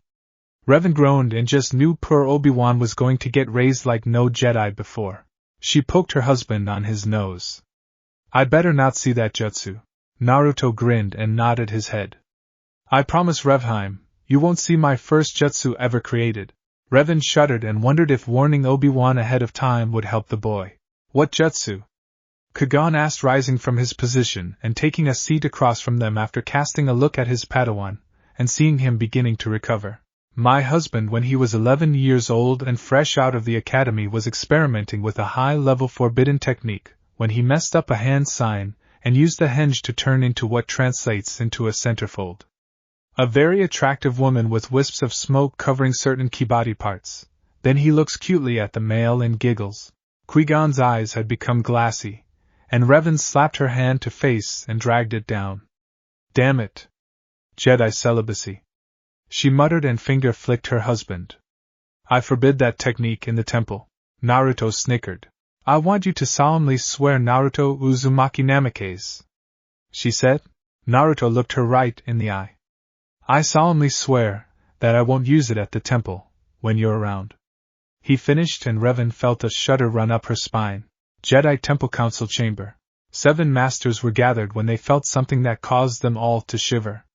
I felt a terrible disturbance in the Force. Mace Windu said. Kai Mundi, who nodded. Yoda sat there and he knew what the disturbance was. He could feel it in his ears that Revan's husband was going to turn the temple on its side. Take younglings on training trip perhaps. Safe it would be, safer than to be here when Namikaze Naruto returns. The venerable Jedi Grand Master thought, not bothering to warn his fellow masters of what he'd learned from Revan's holocron about her time in Konoha or about Naruto. Force has a sense of humor, it does. Chuckling to himself, Yoda didn't see the looks from the other masters who were wondering what the oldest amongst them, besides Naruto and Revan, was laughing to himself about. Naruto. The 3 Jedi and 1 ninja left the spaceport. Naruto wrinkled his nose and looked at his wife. It stinks. She nodded and knew for him with his heightened senses the smuggler's moon had to be as bad as the sewers of some of the larger towns they'd traveled to before his time as Hokage. Breath in through your mouth and out your nose, and for Kami's sake don't talk to anyone. Most the inhabitants will stab you in the back to rob your corpse. Naruto growled at a man in rags who was inching close to them. Why aren't the Jedi doing something about this? He asked. Revan sighed. Naruto has been like this even 4,000 years ago. You can't force change on those who don't like the status quo. Revan said as she and Naruto followed Kagan and Obi-Wan. So, see anything similar? Naruto asked his wife, his hand staying near the kunai holster on his waist, while his other hand he kept free to summon his lightsaber in a moment's notice. Well, a lot of the buildings have been replaced over time, but south of here is the refugee sector.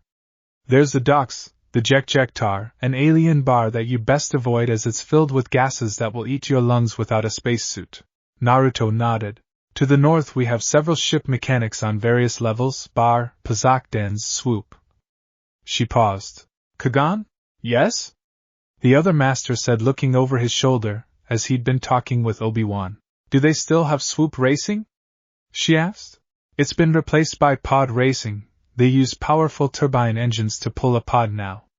He answered. They hold them all over. I saw one near the outer rim not too long ago. Revan sighed. I like swoop racing. Perhaps I can get a swoop bike and take you out on it, she said to Naruto as they passed several buildings. Bounty Hunters Guild, Revan said with distaste. More often than not they have been paid to hunt and kill Jedi due to some crime boss with an ego and too many credits. Naruto looked around and pointed. What's that? Revan looked and scowled. Something you'll avoid if you want to keep a happy marriage, she growled. Naruto blinked. Where did Jiraiya want to take you for research and leave me in the hotel room? Revan prompted her husband. She knew he wasn't dumb, but he usually blocked useless memories that would need prompting to renew. His eyes widened and he shook his head. I love my wife, and will never need a place like that, Naruto said, but then it was ruined with his grin as he leaned in and whispered to her. But maybe I can send Ben in there? Revan groaned. No, she hissed. You will not corrupt such a youngling. He's got to be nearly 20, love, Naruto said. He looked ahead and saw the Jedi were entering what he assumed was a cantina from the signs. I think we fell behind. Revan looked and nodded. Our contact is to meet us in there. Now you have the credits I gave you? She asked, and Naruto nodded.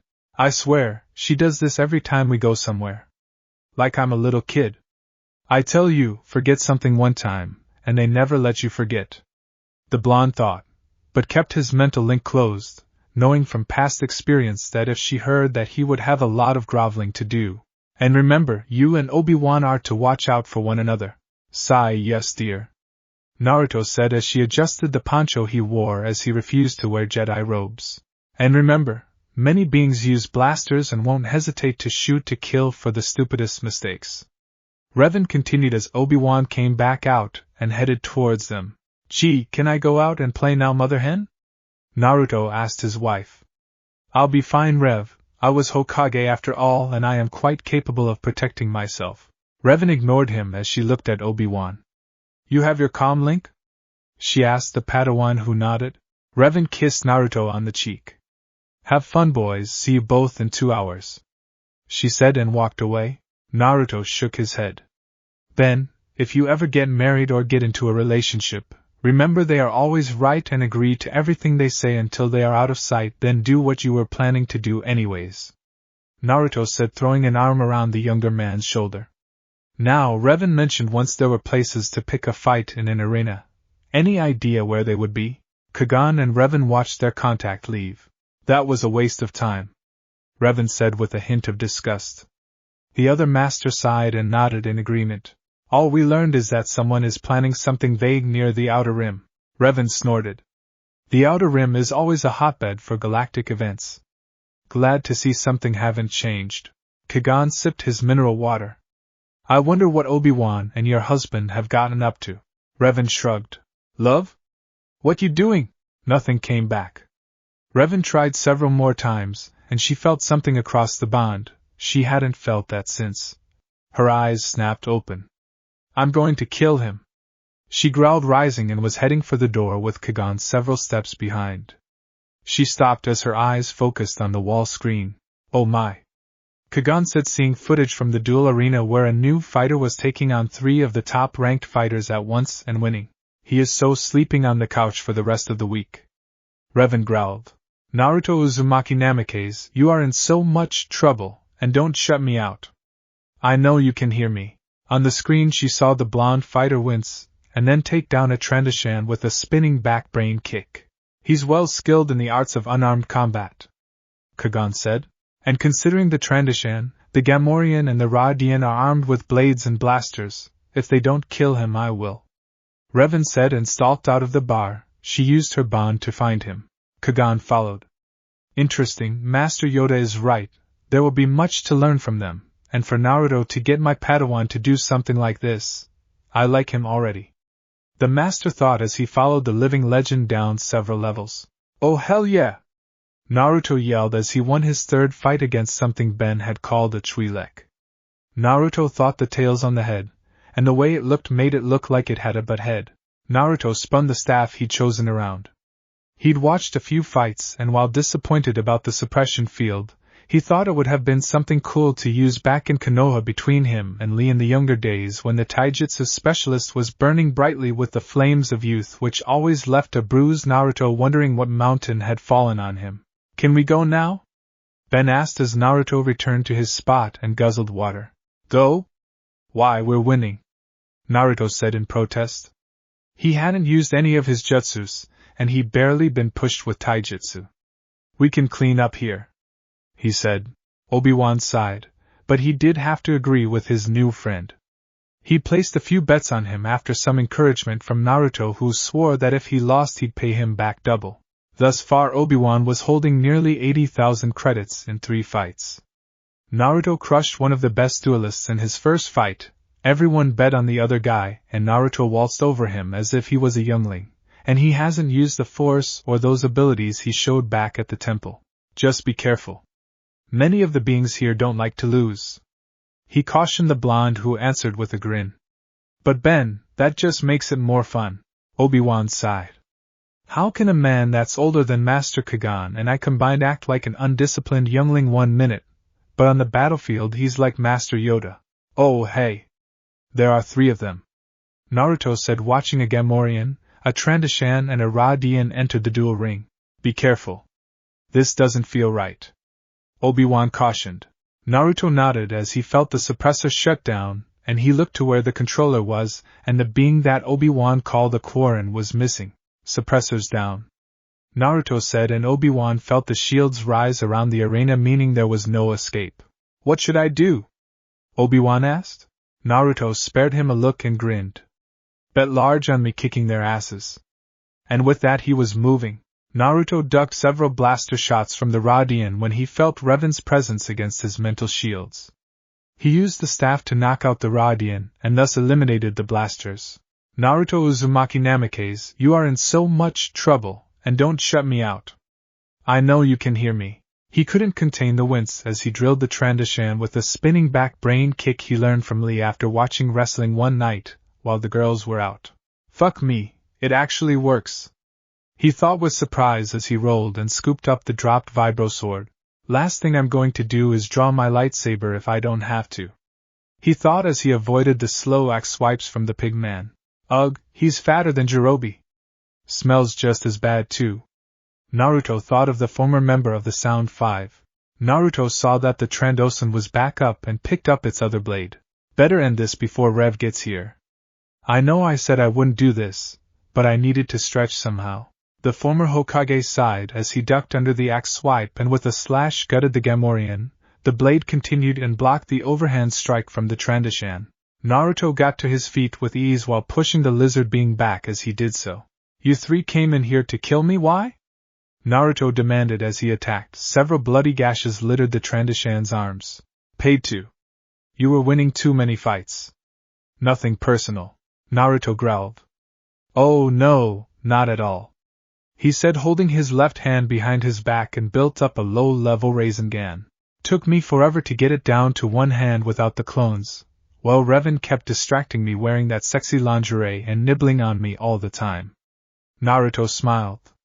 My wife is a pervert, and I like it. Nothing personal, but I hear my wife coming, Naruto said as he felt the force wave that was his wife shoving through the crowd. So, game over. He used the blade to block the Trandoshan's blade up, and then with his left he rammed the Rasengan into the creature's chest and sent it flying. The poor alien being hit the force field, and with nowhere to go, the Rasengan drilled into him with no mercy. Naruto turned to see Obi-Wan collecting his winnings, and turn and walk into the glare of Revan, who was followed by a semi-smirking Kagan. As the field came down, Naruto winced as his wife's eyes spun towards him as she felt his mirth. Ah crap, I'm in trouble. He dropped the blade he picked up and took several steps back. Now Rev, sweetie. Don't you sweetie me. You said you wouldn't enter duels like this anymore after that time in IWA. Naruto winced. But there was no danger here, he said, and winced as she levitated a blaster. This was set to kill you, Baka. Kill, Naruto winced as her voice got louder. He could hear bets taking place around the arena. Yep, she's going to kill me. Snort, I won't kill you, love, but I am going to put you in Jedi boot camp. You are reckless, Revan's voice said. Ah, come on, Reverend, you and I both know I am too, crap. Yes, undisciplined. I still can't believe you bluffed your way through council meetings as Hokage. Naruto smiled. Liberal use of Kage Bunshin, and the fact that Shizen was a great help as a secretary and Moegi who trained with her was the same. Revan shook her head as she grabbed him by the ear and dragged him towards the exit. Several cat calls and applause from some of the females in the crowd had Revan fighting hard not to laugh. So, what? Naruto asked as they exited the lower-level arena. Did you have fun? She asked as Kagan and Obi-Wan joined them. A blast. Naruto said with a grin. So, how much did we take? He looked at Obi-Wan. The Padawan looked at his master who crossed his arms and was smirking. 230,000 credits. Which you will not be keeping. Revan and Kagan said at the same time. I told you to keep out of trouble. Revan saw her husband's mulish nature rising. And as Jedi, we live a life of poverty. Kagan said, reminding his apprentice. Ah, come on. Naruto said, looking at his wife who shook her head. Oh no, you don't, Naruto Uzumaki. You gave me your word. Naruto sighed. You said there are refugees? He asked. Come on. Revan said, taking his arm. The Jedi followed the pair. Now this brings back memories. Revan said as they looked over the various crates that were homes to many of those in the sector. Naruto saw the state of men, women and children of numerous species. She saw the sadness in his eyes. In 4,000 years this is still the same. Revan said. Kagan was speaking to the leader of the refugees. It is? Obi-Wan asked from next to the pair. Yeah. Smells the same, the crates might be a bit newer, and some species I don't recognize, but it's the same. Naruto stood behind her, and wrapped his arm around her waist. And you say the Republic has done nothing about this? It's in Hutt space. Revan said. They don't allow the Republic into their space without a lot of protest, and it's not costly to seek out trouble, so they let the Outer Rim worlds fall apart without putting in effort.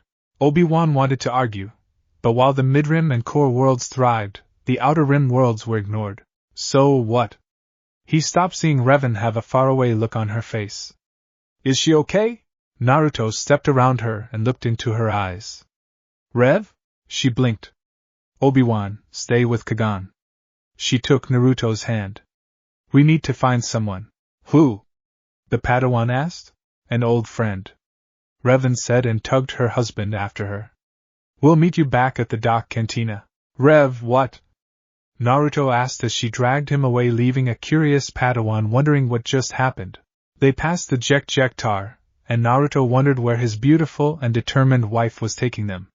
She stopped by a panel. He's here. I can't believe it. She muttered. Who? Naruto asked. Revan didn't answer but pulled out a pair of suits. Put this on. Revan, where are we going? He asked, accepting the breathing suit. Into the Jekjektar. If I'm right, we need to get to the back rooms and the private chambers below. I should have thought of it. She would have left him someplace secure. But why here? The Jedi Master muttered as she dressed in the breathing suit. Naruto saw she was determined as the day they rescued Konohamaru from the Mist Village after he'd been kidnapped during his Chunin test. Naruto listened to her and adjusted the suit like she told him, and then they entered the Jekjektar. What a wonderful smell you've discovered, Naruto remarked after they got below the alien cantina, and into the tunnels, well away from the noxious gas. The tunnels were a maze of doors and fans. Revan was leading, she seemed to know where she was going. Naruto figured it was a connection to someone she knew. He held a kunai in his hand after they'd encountered a group of Kath hounds as Revan identified them. They might have escaped a transport, or were let loose down here, Revan said as they continued on. With his comment about the smell of the tunnels, Revan shot him a look.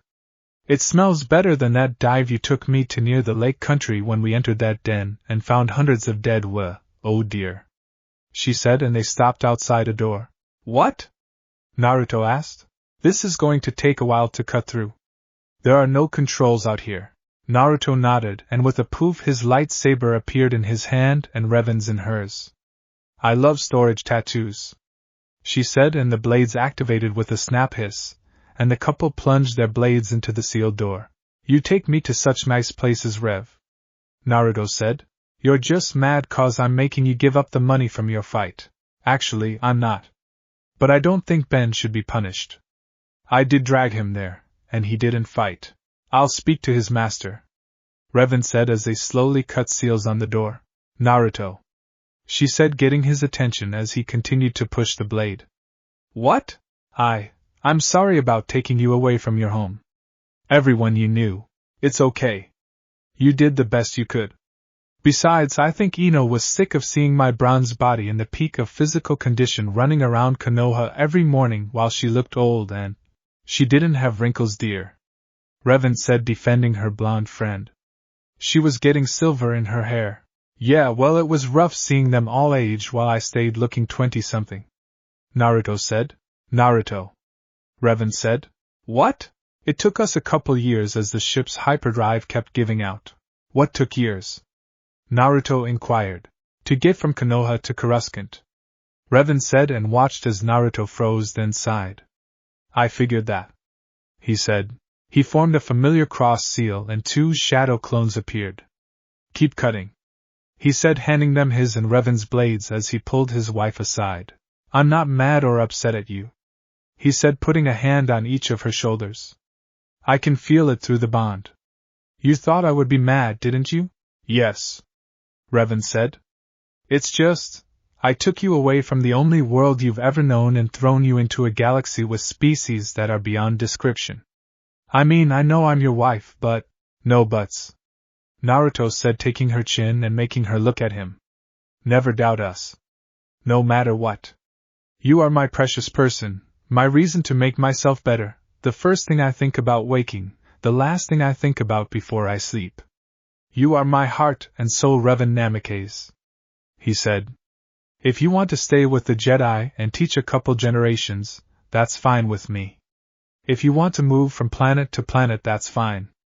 If you want to set up a diner and be a sexy waitress, I can live with that.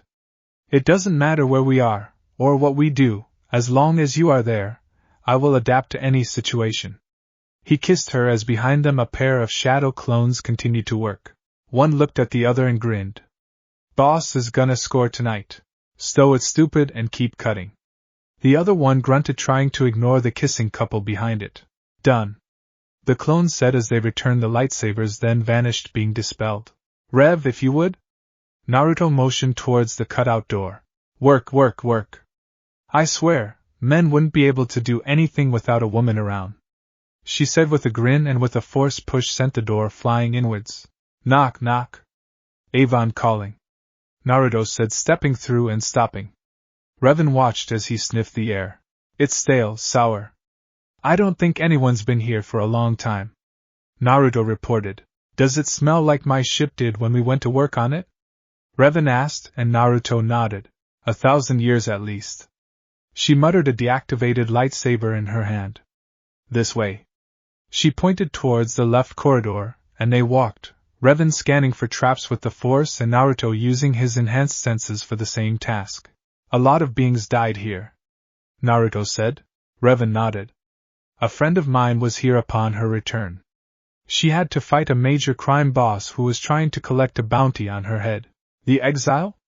Naruto asked. Revan snorted. She hated that name. Jaina was an exile, but he returned. I looked up her files. She was still called Exile after her return, and she was a master on the Reformed Council. Revan shook her head. Jaina Kale, right? Naruto asked. Yeah. She was a friend from my time before the council erased my memories, then after she returned. Naruto paused. What is it? What is that? Naruto asked, pointing through a glass window to an arena below. A rancor, Revan said. Old one at that, she said, seeing the age lines on a phone. Someone put that here to guard whatever is behind those doors behind it. How is it fed? I mean, look at all the bones, Naruto asked. Look above. A trapdoor. Bet it leads to the Jekjektar, and they toss bodies down here after a fight to dispose of evidence. They don't even know what's here. Naruto shuddered.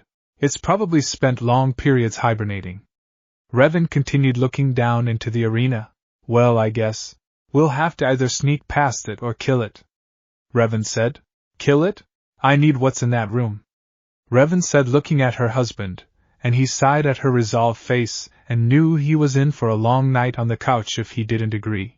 Fine. How? Revan sighed. I don't have any grenades, so this will have to be the hard way, I'm afraid. We'll fight it like we did that troll from IWA. Naruto groaned. That thing hit hard. He looked at the beast below. Well, at least the rancor is better looking. They are about the same size.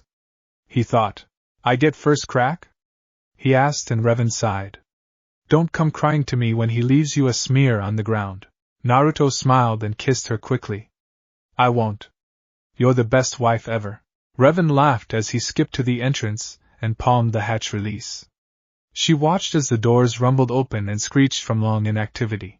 The rancor was awakened by that, and Revan stayed in the shadows, ready to aid her husband with the use of the Force should he need it. Meanwhile, I'm sorry, Master, Obi-Wan said, sitting across from his master. It's all right, Obi-Wan. I always wanted you to rebel somehow. It seems your friendship with Naruto will be good for you in the long run. The elder Jedi said with a smile, sipping his tea. Master, before you would never have tried to even visit a place like the duel arena. I want you to know that things aren't like they seem on the surface. But I'm afraid I've been remiss in teaching you of the more seedier places, as our duties have kept us in certain circles. And while many of them are dangerous and somewhat seedy, the places I'm sure Naruto will take you will show you the real face of the galaxy, not the political sugar-coated version most Jedi only see. Obi-Wan was silent. He's not what I expected, Master. Kagan smiled. I find it fitting. He sipped his tea. When I was younger, before Dooku took me as his Padawan, I did a study on Jedi Knights who fell to the dark side. The history I learned about Revan fascinated me, and frightened me. A Jedi with such promise, such a prodigy, fell to the dark side. Her redemption was documented by several Jedi. Bastila Shan, Jolie Bindo, Master Vandar, and others. They spoke of the Mind Wipe, the journey to find the Star Forge and stop Revan's former apprentice, Malak. Obi-Wan listened as his master spoke. The tale from start to finish. And then she left. She is the last of her kind in all the galaxy. Naruto Namikaze is immortal. How we don't know fully. I think the answer are in the holocron she handed to Master Yoda. We could ask him? Obi-Wan asked. Naruto doesn't seem to mind answering questions or speaking about his past. It is something we really don't need to know. Kagan answered. His connection to the Force is amazing. The abilities he uses with that strange personal energy called chakra is equal to many things we can do with the Force. You mean like walking on walls? Kagan smiled. Many of his abilities are new, and some are frightening. I know the talk of the temple was heated. Obi-Wan shook his head. Master Took and Master Gao both say he's a Sith Lord, and Revan's return will doom us all. Don't listen to that. You can look at both the Namikaze and see they shine so strongly in the light side of the Force. There is no trace of malice in either of them. Kagan said. Obi-Wan nodded at that. While meditating on the trip, he'd seen them both in the Force. They shone brighter than the gas giant of the Avon system. Master, what do you think they went to find? Obi-Wan asked. Something from Revan's past. Kagan said. Revan looked at the remains of the rancor and sighed. You enjoyed that. Naruto smiled. What? It roared. I just wanted it to know it wasn't the biggest thing around with teeth. You shouldn't have summoned her. Stop. She does that to piss you off. Naruto said to his wife as he hopped off the remains of the rancor. I don't like her. Naruto wrapped his arms around his wife's midsection. I won't summon her again unless I really need to, promise. He finished nuzzling her neck from behind. Revan sighed. Not here. Now let's see what keeps pinging my Force senses like that. The pair approached the door and Revan sent a Force push out, triggering the door release. I'll be damned, she said once the lights flickered on. Sitting there was a very battered, broken and rusted droid she thought she'd never see. Taking a step closer she stopped as a holocron on the floor sprang to life. Bastila. Revan breathed, seeing the woman who shared a bond with her. Hello, Revan. Bastila Shan, Jedi Master said. The silver in the hair and crow's feet around the eyes showed her age. You look like hell Bas. Revan said to the image of her sister Jedi, dead all these millennia. The holocron image shifted. And you look the same as you did when you left. No, you're happy, content, whole. Revan studied the image of the woman she shared a bond with. You made Master. Hope you didn't bore your Padawans with rules and more rules. The holocron image laughed. Actually, I use you and Jaina as my idols. Revan missed the woman who she considered her sister. And who is this? The holocron asked. My husband. Bastila, meet Naruto Uzumaki Namikaze. Greetings Naruto. Hi. The blonde scratched the back of his head. The holocrons always unnerved him ever since he saw Revan's all those years ago. It has been a long time since my image has been called forth. Bastila said. There are messages recorded in here for you, Revan. Listen to them at your leisure. Why were you put here, Bastila? Revan asked. Jaina's idea. She thought you'd come to Narshada sometime. -47 Hong Kong dollars was deactivated after a brutal battle. None were able to fix him properly. Many didn't want to since he started to refuse even Jaina's orders. Revan looked at the droid. I built him so long ago. How long has passed? Bastila asked. Over 4,000 years. Revan said. Then I'm afraid the Ebon Hawk is probably no more. Kendaris. Sorry, Mandalore stored it on Zun. But time on that moon will have ravaged it, I'm afraid. Revan nodded. Now, collect this holocron, and your droid. We shall speak more when you wish. Thank you, Ba. Revan said. Miss you, brat. Bastila said as the holocron shut down. Naruto picked it up while Revan went to the droid. Well? He asked, seeing her looking at it. The frame was ruined, even he could see that. I can salvage his memory core and personality unit, but the body is beyond repair. Naruto watched as Revan pulled several tools from the kunai pouch she wore on her thigh. While Naruto carried weapons, his wife carried tools. He watched as she worked on scavenging parts, and then separated the head from the droid's body. I'm amazed his head's intact. Revan said, cradling it under her arm as she walked back to her husband. And you got upset when I carried Pain's head under my arm. Naruto muttered. Excuse me? Revan asked. Nothing, dear. Naruto said as he followed his wife. The difference, husband of mine, is that Pain's head was a bloody mess by the time you were done, and when we got back to Konoha all the fluids had drained out, and it was just smelling bad. She held up the droid's head. HK's head is intact, not leaking fluids, and when I get a chance I'll activate it, and see what I can do about building him a new body. HK, wait, that crazy assassin droid you always talked about. That HK? Revan smiled. Yes, that HK. He calls me meatbag. I'll punt his head from here to Konoha. Revan smiled. I'll see what I can do, but no promises, as it seemed to be programmed into every system and subsystem he had. The pair made their way back out. Naruto looked at the rancor a moment. Wonder what it would be like unleashing a few of these upon Oto. He muttered. No. Revan said from next to him. But dear. No, Naruto. We are not transplanting creatures from my known galaxy upon your world. Think about it. If another person like Orochimaru or Sasuke got to power and had them. Naruto sighed. You're right. I'm sorry. I know. You just like thinking of ways to protect those you care for. And while they might be gone, their legacy and yours will remain. Naruto smiled, thinking of his image next to Tsunade's on the Hokage monument. So, we collect Ben and Master Jin, then what? Naruto asked as they found a escape passage that would take them back to the surface. Well, we report to the Council of Masters, then you and I are going to work on some of your force skills that I know you've been avoiding. Naruto pouted. But I like my jutsu better. Revan gave him a look that wives across all the galaxies and dimensions give their husbands when they say something that they feel is stupid. You like the explosions. I swear, you and Anko have to be related. Hey, you leave Anko out of this. Naruto said. Oh no, I'm not. I still have those pictures. Revan said, and Naruto stopped and looked at her in shock. You promised you'd not hold those against me. Revan smiled at her husband. No, I didn't. I said I would think about not using them. But then your drinking buddy let slip that she saw you naked. Naruto groaned. Wasn't my fault. She used the fire jutsu and burned off my clothes. I dived into the water. And she just happened to fall in, right? Revan asked. He didn't see the smile, as he was busy trying to think of a way out of the doghouse for something that happened nearly 30 years ago. And I think I need to be reassured my husband loves me. Revan said. Naruto heard the teasing in her voice and smiled.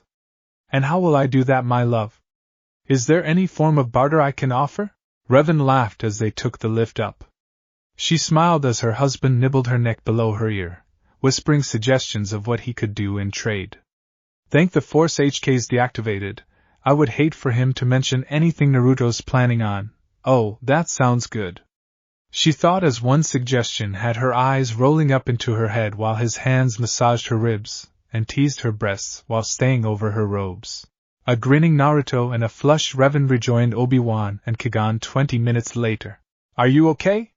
The Padawan asked, seeing Revan's flushed condition. Never better, she said, putting the droid head on the table. What? Gentlemen, meet -47 Hong Kong dollars, a very old friend. Revan said, stealing Qui-Gon's tea and sipping it. Did the refugees enjoy the donation? Naruto asked. Yes, they were most appreciative of such a large amount. It will allow them to buy medical supplies and food and blankets for all. Naruto nodded and Revan could see him thinking. Are we finished then? She asked. Kagan nodded. Just need to get back to the transport, and we can head back any time. Revan looked at the droid head. I want to visit a couple of stalls before we go. I need to see if I can find parts or a frame for him. Wouldn't you have more luck on Coruscant? Obi-Wan asked. Revan smiled and shook her head. Doubt it. Most of his original parts one-hand made. I have a feeling I'll be doing that as well for a new body. Kagan was looking at the droid head. I don't think I've ever seen a style like this before. I'm sure you wouldn't. Revan said, leaning against Naruto. When I made HK, I was just starting down my path as a Sith Lord. He was my bodyguard and, more importantly, he was an assassin droid. Obi-Wan gasped.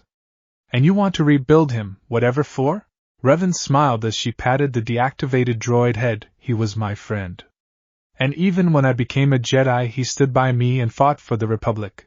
Kagan put a hand on his Padawan's shoulder to stop him from saying something else. I think we need to get going, Naruto said in a low voice, and the three Jedi looked at him. Revan saw his gaze. Son of a Hutt, she muttered, seeing the heavily armed trio of Trandoshan coming their way after the bartender pointed at them. I don't think they like the fact I won so much in the arena, Naruto said, standing up. He looked at the others. Get to the ship. I'll only be a moment. Revan grabbed the head of her droid and kissed her husband on the lips. Come on, you two, she said, heading for the back door. You're just going to leave him against a bar full of thugs? Obi-Wan asked incredulously as his master pushed him along. Revan snorted. He won't kill them unless they force him to. What about them killing him? Obi-Wan asked as they were moving along the vast catwalks. Revan laughed. They won't. Behind them several explosions could be heard, and as the door opened they heard a shout of Daibaku Hokage Bunshin. Revan winced. We won't have to pay for damages, right? Explosions could be heard and the door hissed shut again as the trio continued on. Naruto looked around the smoking remains of the bar and sighed. I am so not paying for this, he muttered as he picked the pockets of the downed bounty hunters and the patrons that had decided to join in. He got a storage scroll and sealed away weapons and armor that he thought he could sell. The credits he set aside in a pouch. I can get something for Rev later. He smiled. And maybe visit Dex and get some ramen. He giggled a bit, thinking he's about to pull one over on his wife. At a vendor's stall near the spaceport, Revan stopped in mid-haggle. My wife's senses tell me my husband is about to do something stupid and try and pretend it was okay. Naruto Uzumaki Namikaze, whatever it is, forget it. I am watching you, she sent through their bond. Ah, Rev, I find your lack of faith disturbing. It's me, Revan sighed. I know, that's why I'm telling you now. Whatever you have in that ramen-addicted mind of yours, forget it. And you are not going to DX's diner more than once a week. Crap. Revan smiled as she went back to haggling over parts with the Toydarian. Jedi Temple, Coruscant. Revan snuggled against her husband's bare chest. They'd been back at the temple for a week and she'd come across several ideas on how to rebuild -47 Hong Kong dollars. Most of it came from designs from the Trade Federation. She'd studied their droid designs and with modifications she would have a new body for her former droid. Naruto's hand trailed up her back and she smiled. Morning sleepyhead, she said, kissing his neck. Naruto mumbled. Over the past week he'd been locked away with Master Yoda, and neither said a word of what they were doing in the sealed room. Revan knew that whatever it was, her husband was exhausted each night. She couldn't find any wounds, but that was due to his healing factor. Last night, however, he'd returned to their chambers and proceeded to make love to her till well after the 4th chime. Are you going to tell me what you and Master Yoda are doing? She asked. Maybe later, Naruto said, kissing her forehead. How's your research coming along? He asked. It's fine. I sent an order to a distributor here on Coruscant, and should have what I need in a couple of days, and HK up and running a day or two after that. Revan straddled her husband and looked down at him. You're shielding, she said with a mock pout. You're snooping. He fired back as his hands grabbed her hips. I'm your wife, I'm supposed to snoop. Slowly they began to move, teasing one another. She leaned down to capture his lips with a kiss when the door chime sounded.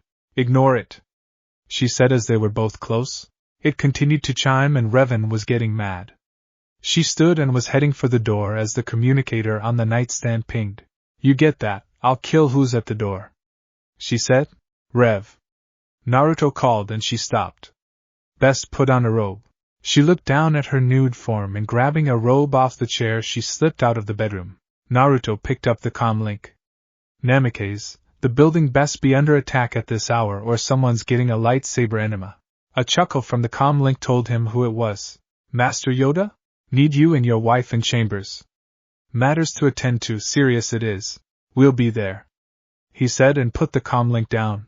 He could hear Revan telling off someone and sighed as he pulled on his pants and went to see who was there so early. Obi-Wan Kenobi was not having a good morning. His master had roused him from slumber early and sent him to wake Naruto and Revan. He'd been standing outside the door ringing the chime over and over for 10 minutes. It was when he pounded on the door that it hissed open and standing there with the robe barely closed was Revan, looking like a vengeful Sith Lord she was pictured as in the archives. Are her eyes yellow? Obi-Wan wondered before she reached out and dragged him into the room. What the frack do you want at this time of morning, Padawan Kenobi? She hissed. Obi-Wan winced. It was rare that she addressed him thus, and he knew she was not happy. I was sent by Kagan too. I don't care if the Supreme Chancellor sent you. Do you know what you interrupted? He paled as she then went on to tell him, his eyes widening, and he stepped back as she began curing at him in 3 different languages. I was so close and you nerf herder had to. Rev. Obi-Wan sighed in relief when he saw his blonde friend coming out of the bedroom. I'm not finished with you, Revan said, seeing Obi-Wan's look of relief. Leave him alone, love. Master Yoda wants us and them to report to the main council chamber. Something big has happened. Revan growled and stormed back to the bedroom and the door hissed shut. Obi-Wan sighed and shared a look with his friend. Your wife is one scary woman, Naruto chuckled. Secret Ben. All women are scary. He entered the kitchenette and got a cup of coffee. You do know she's going to get you again, right? Obi-Wan paled. I would be in your debt if you would save me, my friend. Naruto smirked. We'll see. He sipped his coffee. By the way, did they ever get the library sorted out? Obi-Wan looked at his friend and shook his head. I thought the archivist was going to have heart failure seeing all the statues painted. Naruto smirked. I did something similar when I was 12. You all are way too uptight around here. Obi-Wan looked at him. And hanging master took by his undergarments in the gardens? Naruto's eyes hardened. He insulted my wife, he's lucky that's all did to him. Next time he becomes my sparring partner. Obi-Wan had sparred with Naruto once they returned from Konoha. His shoulder still ached when he thought about it. Along with his ribs, his hip, his right leg. Put this on. Revan said, coming out and tossing a shirt at Naruto. He slipped it on as she tied her hair back in a loose ponytail. Obi-Wan wisely kept his mouth shut as he followed them out the door. Naruto had no such compulsion as he decided to egg his wife on. Really, Rev, you look like you just rolled out of the bed after a wild night of hot, passionate sex. Obi-Wan somehow managed to trip on the perfectly clear corridor. Supreme Chancellor has asked us to investigate the blockade of Naboo, Mace Windu said to the quartet before the council. And what are our actions to be should negotiations fail? Revan asked. Report to us you must. Advise the Chancellor we will upon your findings. Yoda said. Be careful, shrouded this is. Naruto looked at the little master. As careful as a cat in a room full of rocking chairs. Most of the council didn't understand the joke, but Revan's chuckle joined Yoda's. To Naboo you go. You have several days before the transport is ready. Prepare you must.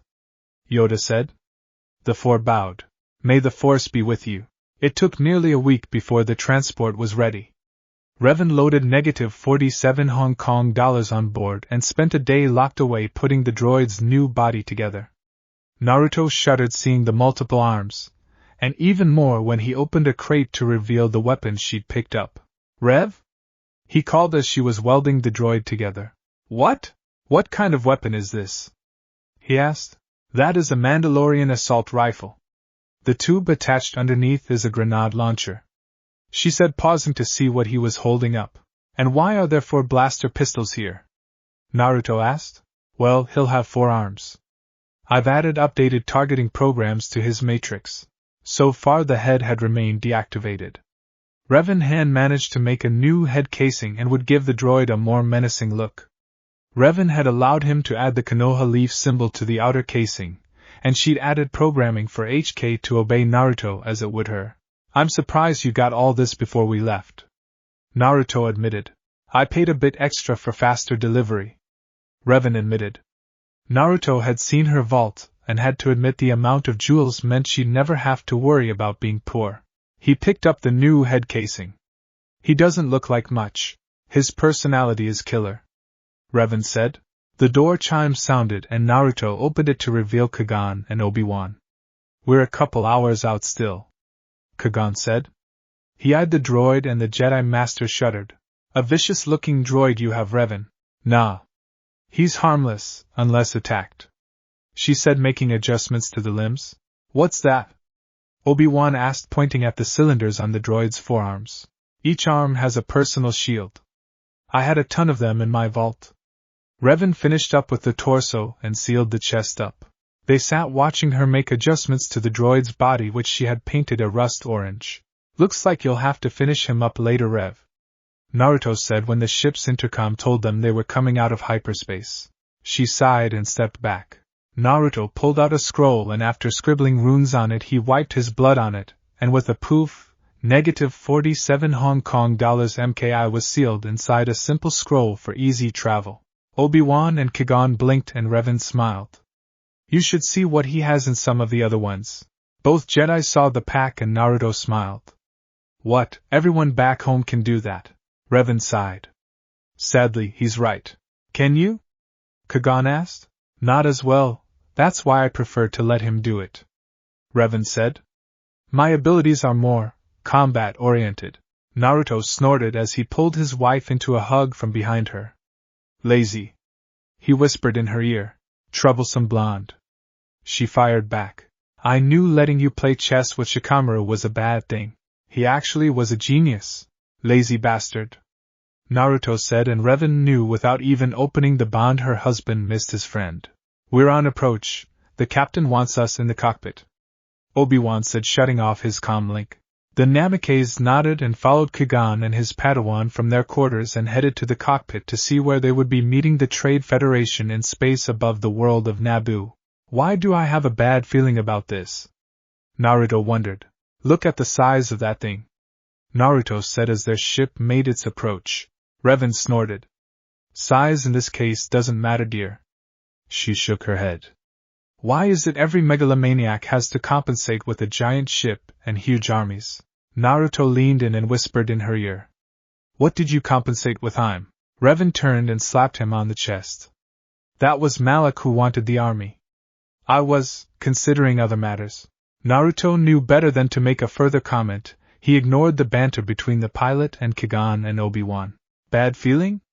Shesh Ben, you worry too much. He thought. We've been cleared to land. The pilot said. Great. Into the lion's den and me without my exploding tags. Naruto thought. He'd been unable to make any tags since he hadn't been able to find tags to make them with. I'll ask Rev if she knows where I can get paper to make tags from. He turned to see his wife looking at the Trade Federation control ship. Something wrong? He asked. Not sure. I don't know enough of the situation, but something feels ominous, she said, hugging her arms to her torso.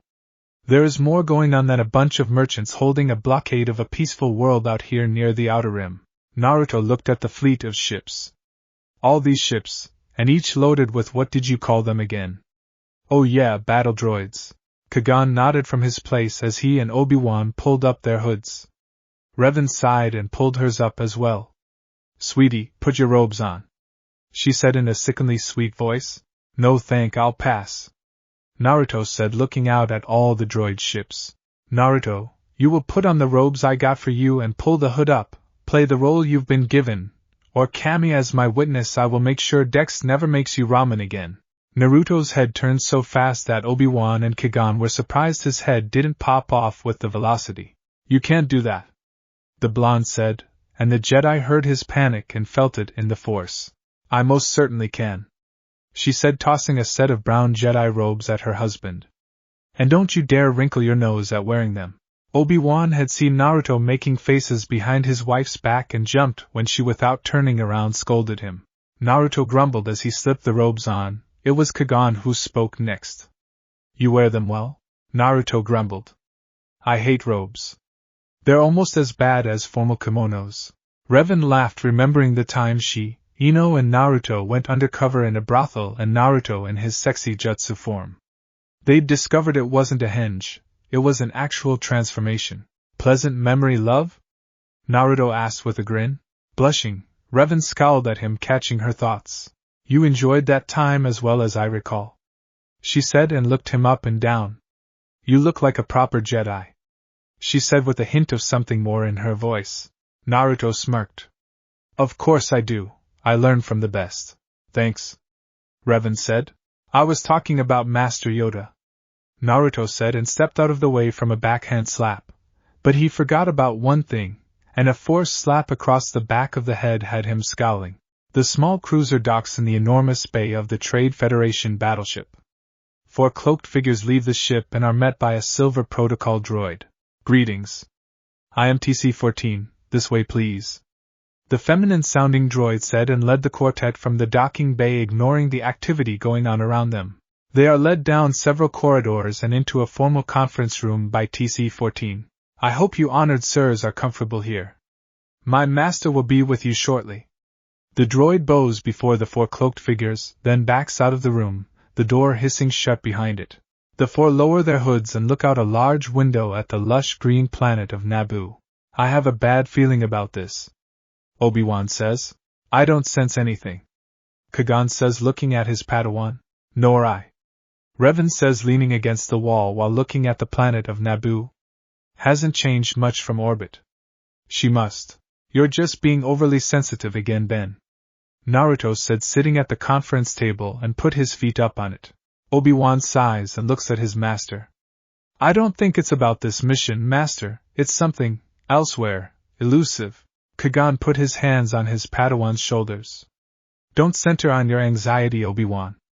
Keep your concentration here and now, where it belongs. Revan smirked.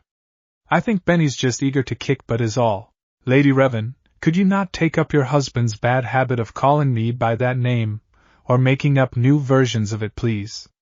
Obi-Wan asked the other master, who shook her head and smirked. He then looked at his master. Master Yoda says I should be mindful of the future. Yes, but not at the expense of the moment, Naruto said, having gotten the same lecture earlier from the diminutive master during his lessons with him. Kagan agreed. Be mindful of the living force, my young Padawan. Yes, master. Then, deciding to change the subject, he asked, How do you think the Trade Viceroy will deal with the demands we carry from the Chancellor? Revan snorted, getting the attention of the others. If the Trade Federation is like I think it is, made up of merchants and the like, then they are a bunch of cowards. Kagan agreed. I believe the negotiations will be short. Newt Gunray looks at his protocol droid in shock. What did you say? TC-14 repeated. I believe that the 4 ambassadors from the Supreme Chancellor are Jedi. Gunray's companion panicked. Blind me. They were sent to force a settlement. We're done for. No, we're not. Take them some refreshments. Stall them. Newt ordered his droid.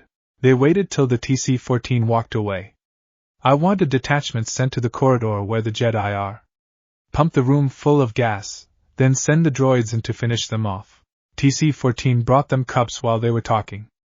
Naruto, out of habit, used his enhanced senses to try and smell a poison while he watched the Jedi use the Force. Revan sipped hers while looking at Naboo. Something wrong?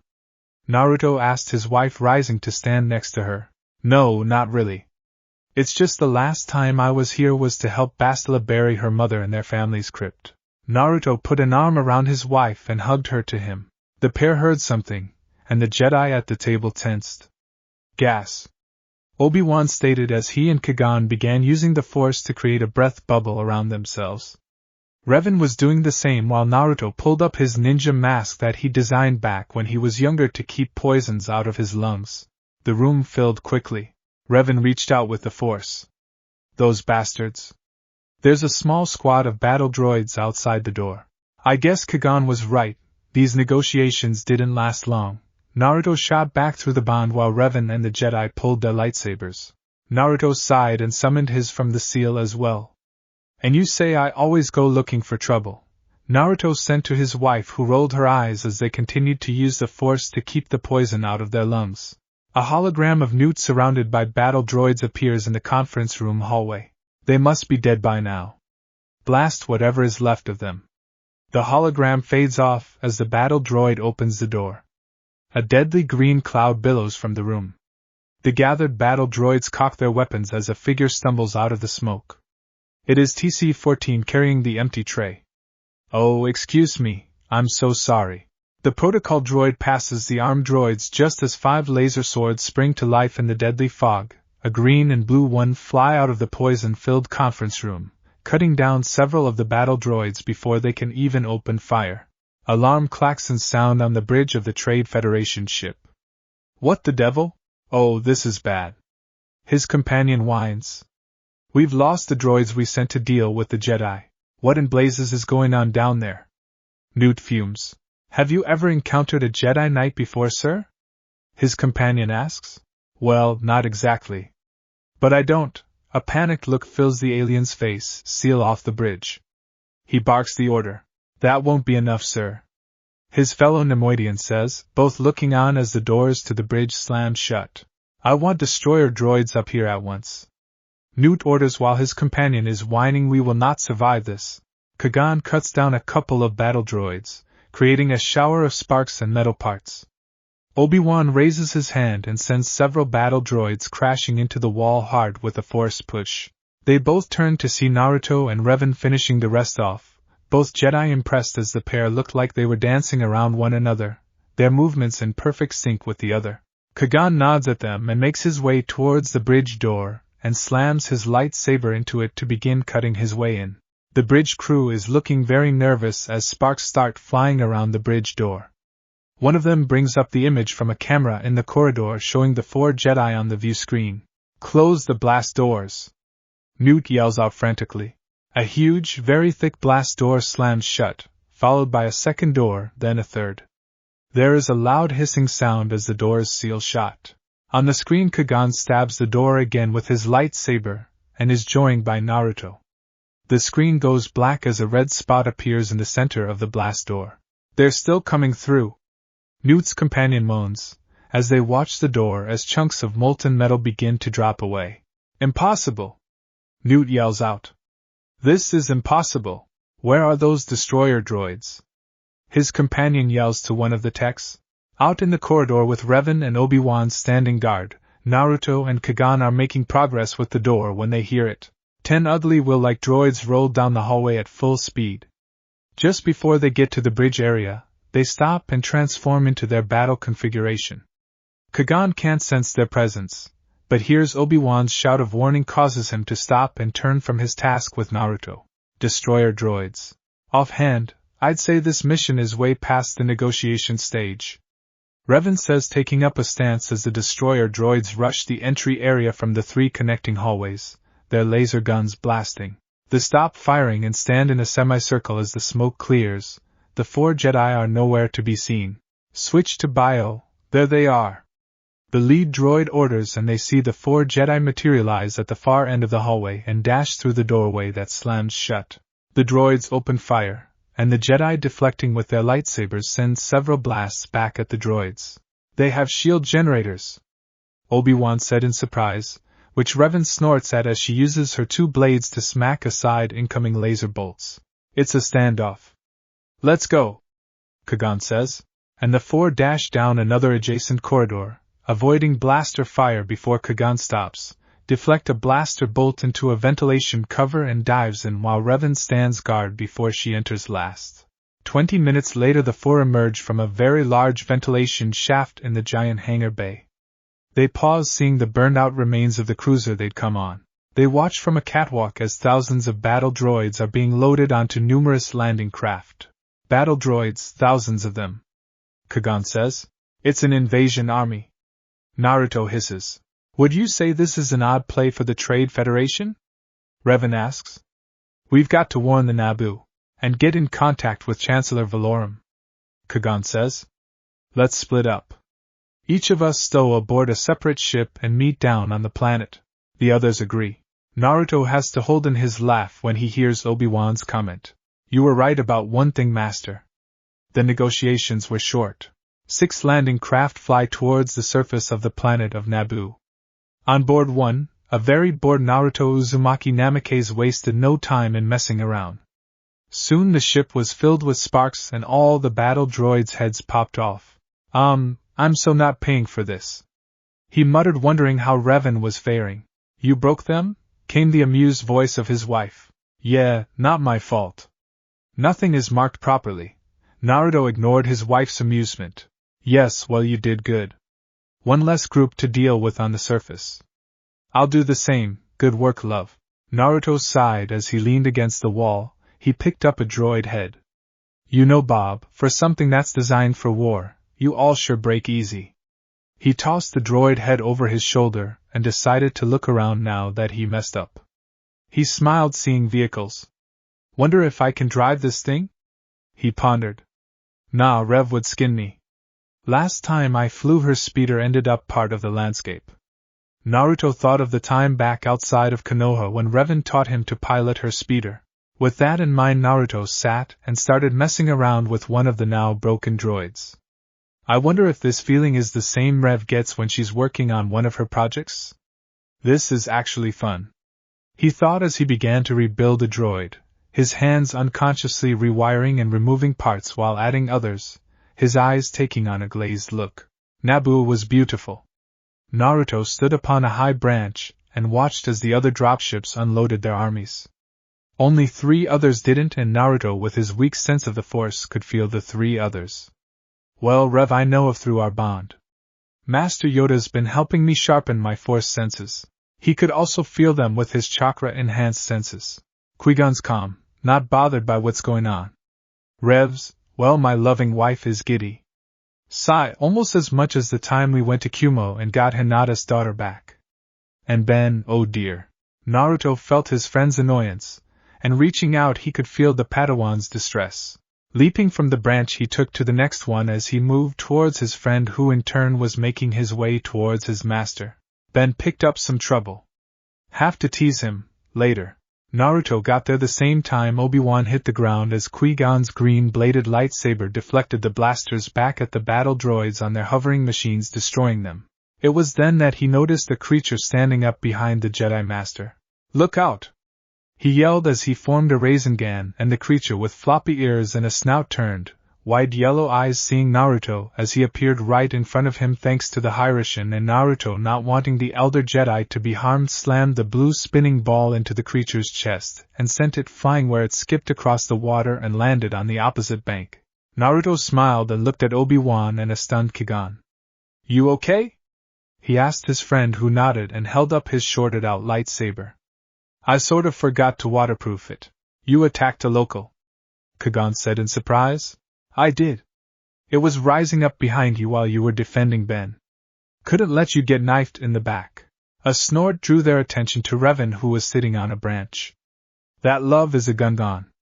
Trust me, they are no threat, unless you're fish or very stupid." Revan back flipped off the branch and landed next to Naruto. She used the Force and Obi-Wan's lightsaber was in her hand. "Ben, don't feel too bad. I used to go through lightsabers like Naruto here goes through ramen. Luckily this is easy to fix here and now. When we get a free moment, have Naruto put a few seals on it." She made some adjustments after separating the hilt and the top. She put it back together, and with a snap hiss the blue blade sprang to life. She deactivated it and handed it back to the embarrassed Padawan. They heard a commotion and saw the Gungan coming towards them. Naruto had a kunai in his hand before the Jedi could blink. "Easy, Tiger," Revan said, putting a hand on his. "You hit him with a low-level Rasengan, didn't you?" Naruto nodded. "Just enough to send him off, nothing that would cause damage." "Mesawana," the creature began, but Revan waved a hand and the Gungan's eyes became vacant. "You will go home and forget this happened. You will be careful and warn your people of the battle droids." The Gungan nodded, its ears flopped about as it rushed off. "Couldn't we have used him to find our way?" Obi-Wan asked after the Gungan entered the brush. "More hassle than it's worth," Revan said. "Gungans don't trust Outlanders, and I doubt that's changed in 4,000 years, especially with how aristocratic the Naboo are." She looked at her husband. "Since we've taken out 4 of the ships and their cargo, we can salvage a speeder from one of them and use that to get to Theed." Naruto grinned. "On it." He pulled out a comm link and Revan raised an eyebrow. "Now, I'm not as skilled as my beautiful and talented wife, but I do stumble through on some ideas once in a while. Bob, bring the car around," he said into the device, and the 3 Jedi turned, seeing one of the droid tanks come crashing through the underbrush. Revan turned towards him and raised an eyebrow. "What?" "You taught me the basics," Naruto said defensively. Shaking her head, she patted his cheek and climbed up. "Droid. Bob," Naruto interrupted. "Bob," Revan continued. "Leave." "Roger, Roger." The battle droid climbed out and stepped towards a tree. "Power down, Bob," Naruto ordered. "Roger, Roger." The Jedi climbed aboard and saw Revan had brought up a planetary map. "We'll need to cut through here to beat the army to Theed." "No, we're too late." "Look here," Naruto said and pointed, and Revan brought it up. "They already have control of the city, damn it to Oto." Naruto smiled. "We can use the tank to slip in with the rest of the army and rescue the queen." Revan shot her husband a look. "You and rescuing the princess?" Naruto shrugged. "Carry over from my days as a genin with dreams of adventure and excitement. A Jedi craves not those things," Obi-Wan said. Naruto looked at his friend and put an arm around his shoulders. Ben, you have much to learn, my young friend. Some rules are meant to broken." Revan snorted from the pilot's seat as Kagan joined her. "You don't break rules, dear," she said, bringing the systems online. "Thank you. You obliterated them and piss on the smoldering embers."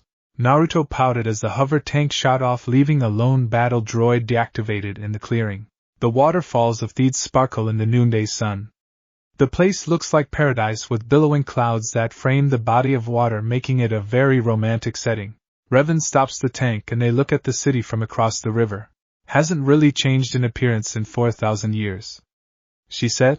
The Jedi begin to climb out of the tank when a battle droid steps out of the nearby foliage. "Drop your weapons," it states. The Jedi turn as Naruto performs a flip and lands between the Jedi and the droid. "I said drop your weapons," the droid orders again. Naruto sighs as he slams a Rasengan into the droid. Its chest crumples and sends it flying into the river, where the current carries it over the waterfall to the rocks below. Naruto starts walking, The Jedi follow. Obi-Wan looks from where the droid was to where it went. Whoa! He muttered, making the mental note not to get hit by that attack anytime in the future. The 3 Jedi and lone ninja scurry around. They slip from cover to avoid the patrols. They reach the plaza and see the Queen, her handmaidens, advisors and guards being escorted out of the palace by 10 battle droids. Using the Force, the Jedi reach a higher walkway and Naruto using chakra sticks to the wall in the shadows. They watch as the plaza filled with tanks and battle droids move off, unaware of what was about to happen. Obi-Wan and Kagan jump from the balcony they were on. They attack the closest battle droids in an attack to rescue the Queen. 4 battle droids are instantly cut down. More droids move forward, but Revan leaps down, her twin blades slicing them up. There only remains one, the sergeant droid. It starts to run to summon more help, but Naruto appears out of thin air and with a kick sends it crashing into the wall where it explodes into several pieces.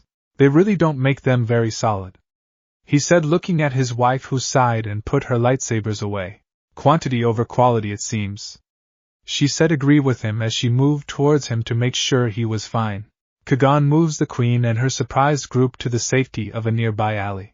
Your Highness, we are ambassadors for the Supreme Chancellor, Kagan says in introduction. An elderly statesman named Bibble spoke up. Well, your negotiations seem to have failed. Kagan shook his head. The negotiations never took place. Your Highness, we must make contact with the Republic. Captain Panika of the Queen's Guard steps forward. Impossible, they knocked out all of our communications. Do you have transports? Revan asked from where she was standing with Naruto. In the main hangar, Panika said and gestured. It's this way. The hallway outside the main hangar they used to spy using a side door. Kagan is peering over Panika's shoulder. The rest of the group is behind them. They see several Naboo spacecraft guarded by around 50 battle droids. In the distance, alarms could be heard. There are too many of them, Panika says with a frown. That won't be a problem, Kagan says, sharing a look with Naruto and Revan, before looking at the Queen. Under the circumstances, Your Highness, I suggest you come to Coruscant with us. The Queen looked at him, her dark gaze never leaving his. Thank you, Ambassador, but my place is here with my people. They will kill you if you stay, Revan interjected. They wouldn't dare, Bibble says in surprise. Naruto snorted. How can you be so naive at your age, old man? They need her to sign a treaty to make this invasion of theirs legal in the courts. They can't afford to kill her. Naruto shook his head. There are worse things to do to someone other than kill them. Torture for one, Kagan interjected before the blonde could unnerve the Naboo even more. The situation here is not what it seems. There is something else behind all this, Your Highness. There is no logic in the Trade Federation's move here. My feelings tell me they will destroy you. Bibble, unnerved with the talk of torture and the Queen's death, looked at her, fear on his face. Please, Your Highness, reconsider. Our only hope is for the Senate to side with us. Senator Palpatine will need your help in getting it. Panika shook his head. Getting past their blockage is impossible. This course of action will expose you to a greater risk. Naruto snorted. Any escape has the potential to be dangerous. It's what you do with your chance that matters. The captain of the guard shot the blonde a look, but Naruto was looking back at the hangar. I will stay here and do what I can. They will have to retain the Council of Governors in order to maintain control. But Your Highness must leave, Bibble said. The Queen turns toward her 2 handmaidens. Either choice presents a great risk. To all of us. The one on the right spoke up. We are brave, Your Highness, Kagan spoke up. If you are to leave, Your Highness, it must be now. Amidala nods. Then I will plead our case before the Senate. She turned towards Bibble. Be careful, Governor. She didn't see the look Revan was giving her and her handmaidens. The door opens to the main hangar. Naruto and Revan lead the way with Kagan and Obi-Wan escorting the Queen, Captain Panika, 2 guards and 3 handmaidens. They break off with the Queen and head for the sleek chrome spacecraft. Behind them at the door is Bibble and the remaining handmaidens and guard. The handmaidens are distressed. Panika leans towards Kagan. We need to free those pilots. He points towards where 20 guards, ground crew and pilots are held in a corner by 6 battle droids. I'll take care of it. Obi-Wan says. Naruto follows him towards the group of captured pilots. Revan and Kagan lead the Queen and the others approach the guards at the ramp of the Naboo craft. Where are you going? The droid demands. I am ambassador for the Supreme Chancellor, and I'm taking these people to Coruscant. The droids begin to bring up their weapons. You're under arrest. Before the weapon is raised or fired, they are cut down as Revan's blades snap to life. As this is happening, Naruto and Obi-Wan are destroying droids around the pilots. More droids run to the aid, but Naruto goes on the offensive. Obi-Wan hears what sounds like thousands of birds chirping and turns to see Naruto rush the oncoming droids and strikes out. His hand looks like it's covered in lightning. He watches as the droids explode. Revan and Kagan fight off droids as everyone is rushed aboard the spacecraft. A pilot, some guards and ground crew rush to the ship and board, the others head for Bibble. After everyone is aboard, Naruto and Obi-Wan rush the ramp as it seals behind them. More alarms are sounding and droids rush into the hangar as the ship lifts off. They open fire, but the deflector shields absorb it, and it rushes out of the hangar. The sleek spacecraft speeds away from the planet of Naboo and heads straight into the Trade Federation blockade. The pilot navigates towards the massive battleship. Behind him, Kagan and Panika are watching, hear the man mutter, "Communication still jammed." Naruto smiles as Obi-Wan makes sure the Queen is secure. He peeks into a hold and sees a bunch of little droids that in his opinion look like garbage cans. They all turn towards him. "Hey fellas." He gives them a grin, but the ship shakes hard and he watches as they line up and vanish up a tube. "Where are they going in such a rush?" he muttered. "Utility droids. They're going to effect repairs," Revan said from next to him. "In flight?" he asked. "That's what they're designed for," his wife said with a shrug. "We're losing droids fast," Kagan said, looking at the sensor. "Hey, he did it, the power's back online." He bypassed the main power drive. Deflector shields up and at maximum, the pilot said as the screens that were red and alarms that were screaming changed. Alarms shut off and the screens became green. On an exterior camera screen it shows a lone blue astromech droid finishing his repairs, goes back into the ship. The Naboo spacecraft races away from the Trade Federation battleship. The pilot looks at a screen. "There's not enough power to get us to Coruscant. The hyperdrive is leaking," Kagan sighed. "We'll have to land somewhere to refuel and repair the ship," he said, pulling up a star chart on a monitor. "Master," Obi-Wan says, getting his attention. "Tatooine. It's small, out of the way, poor.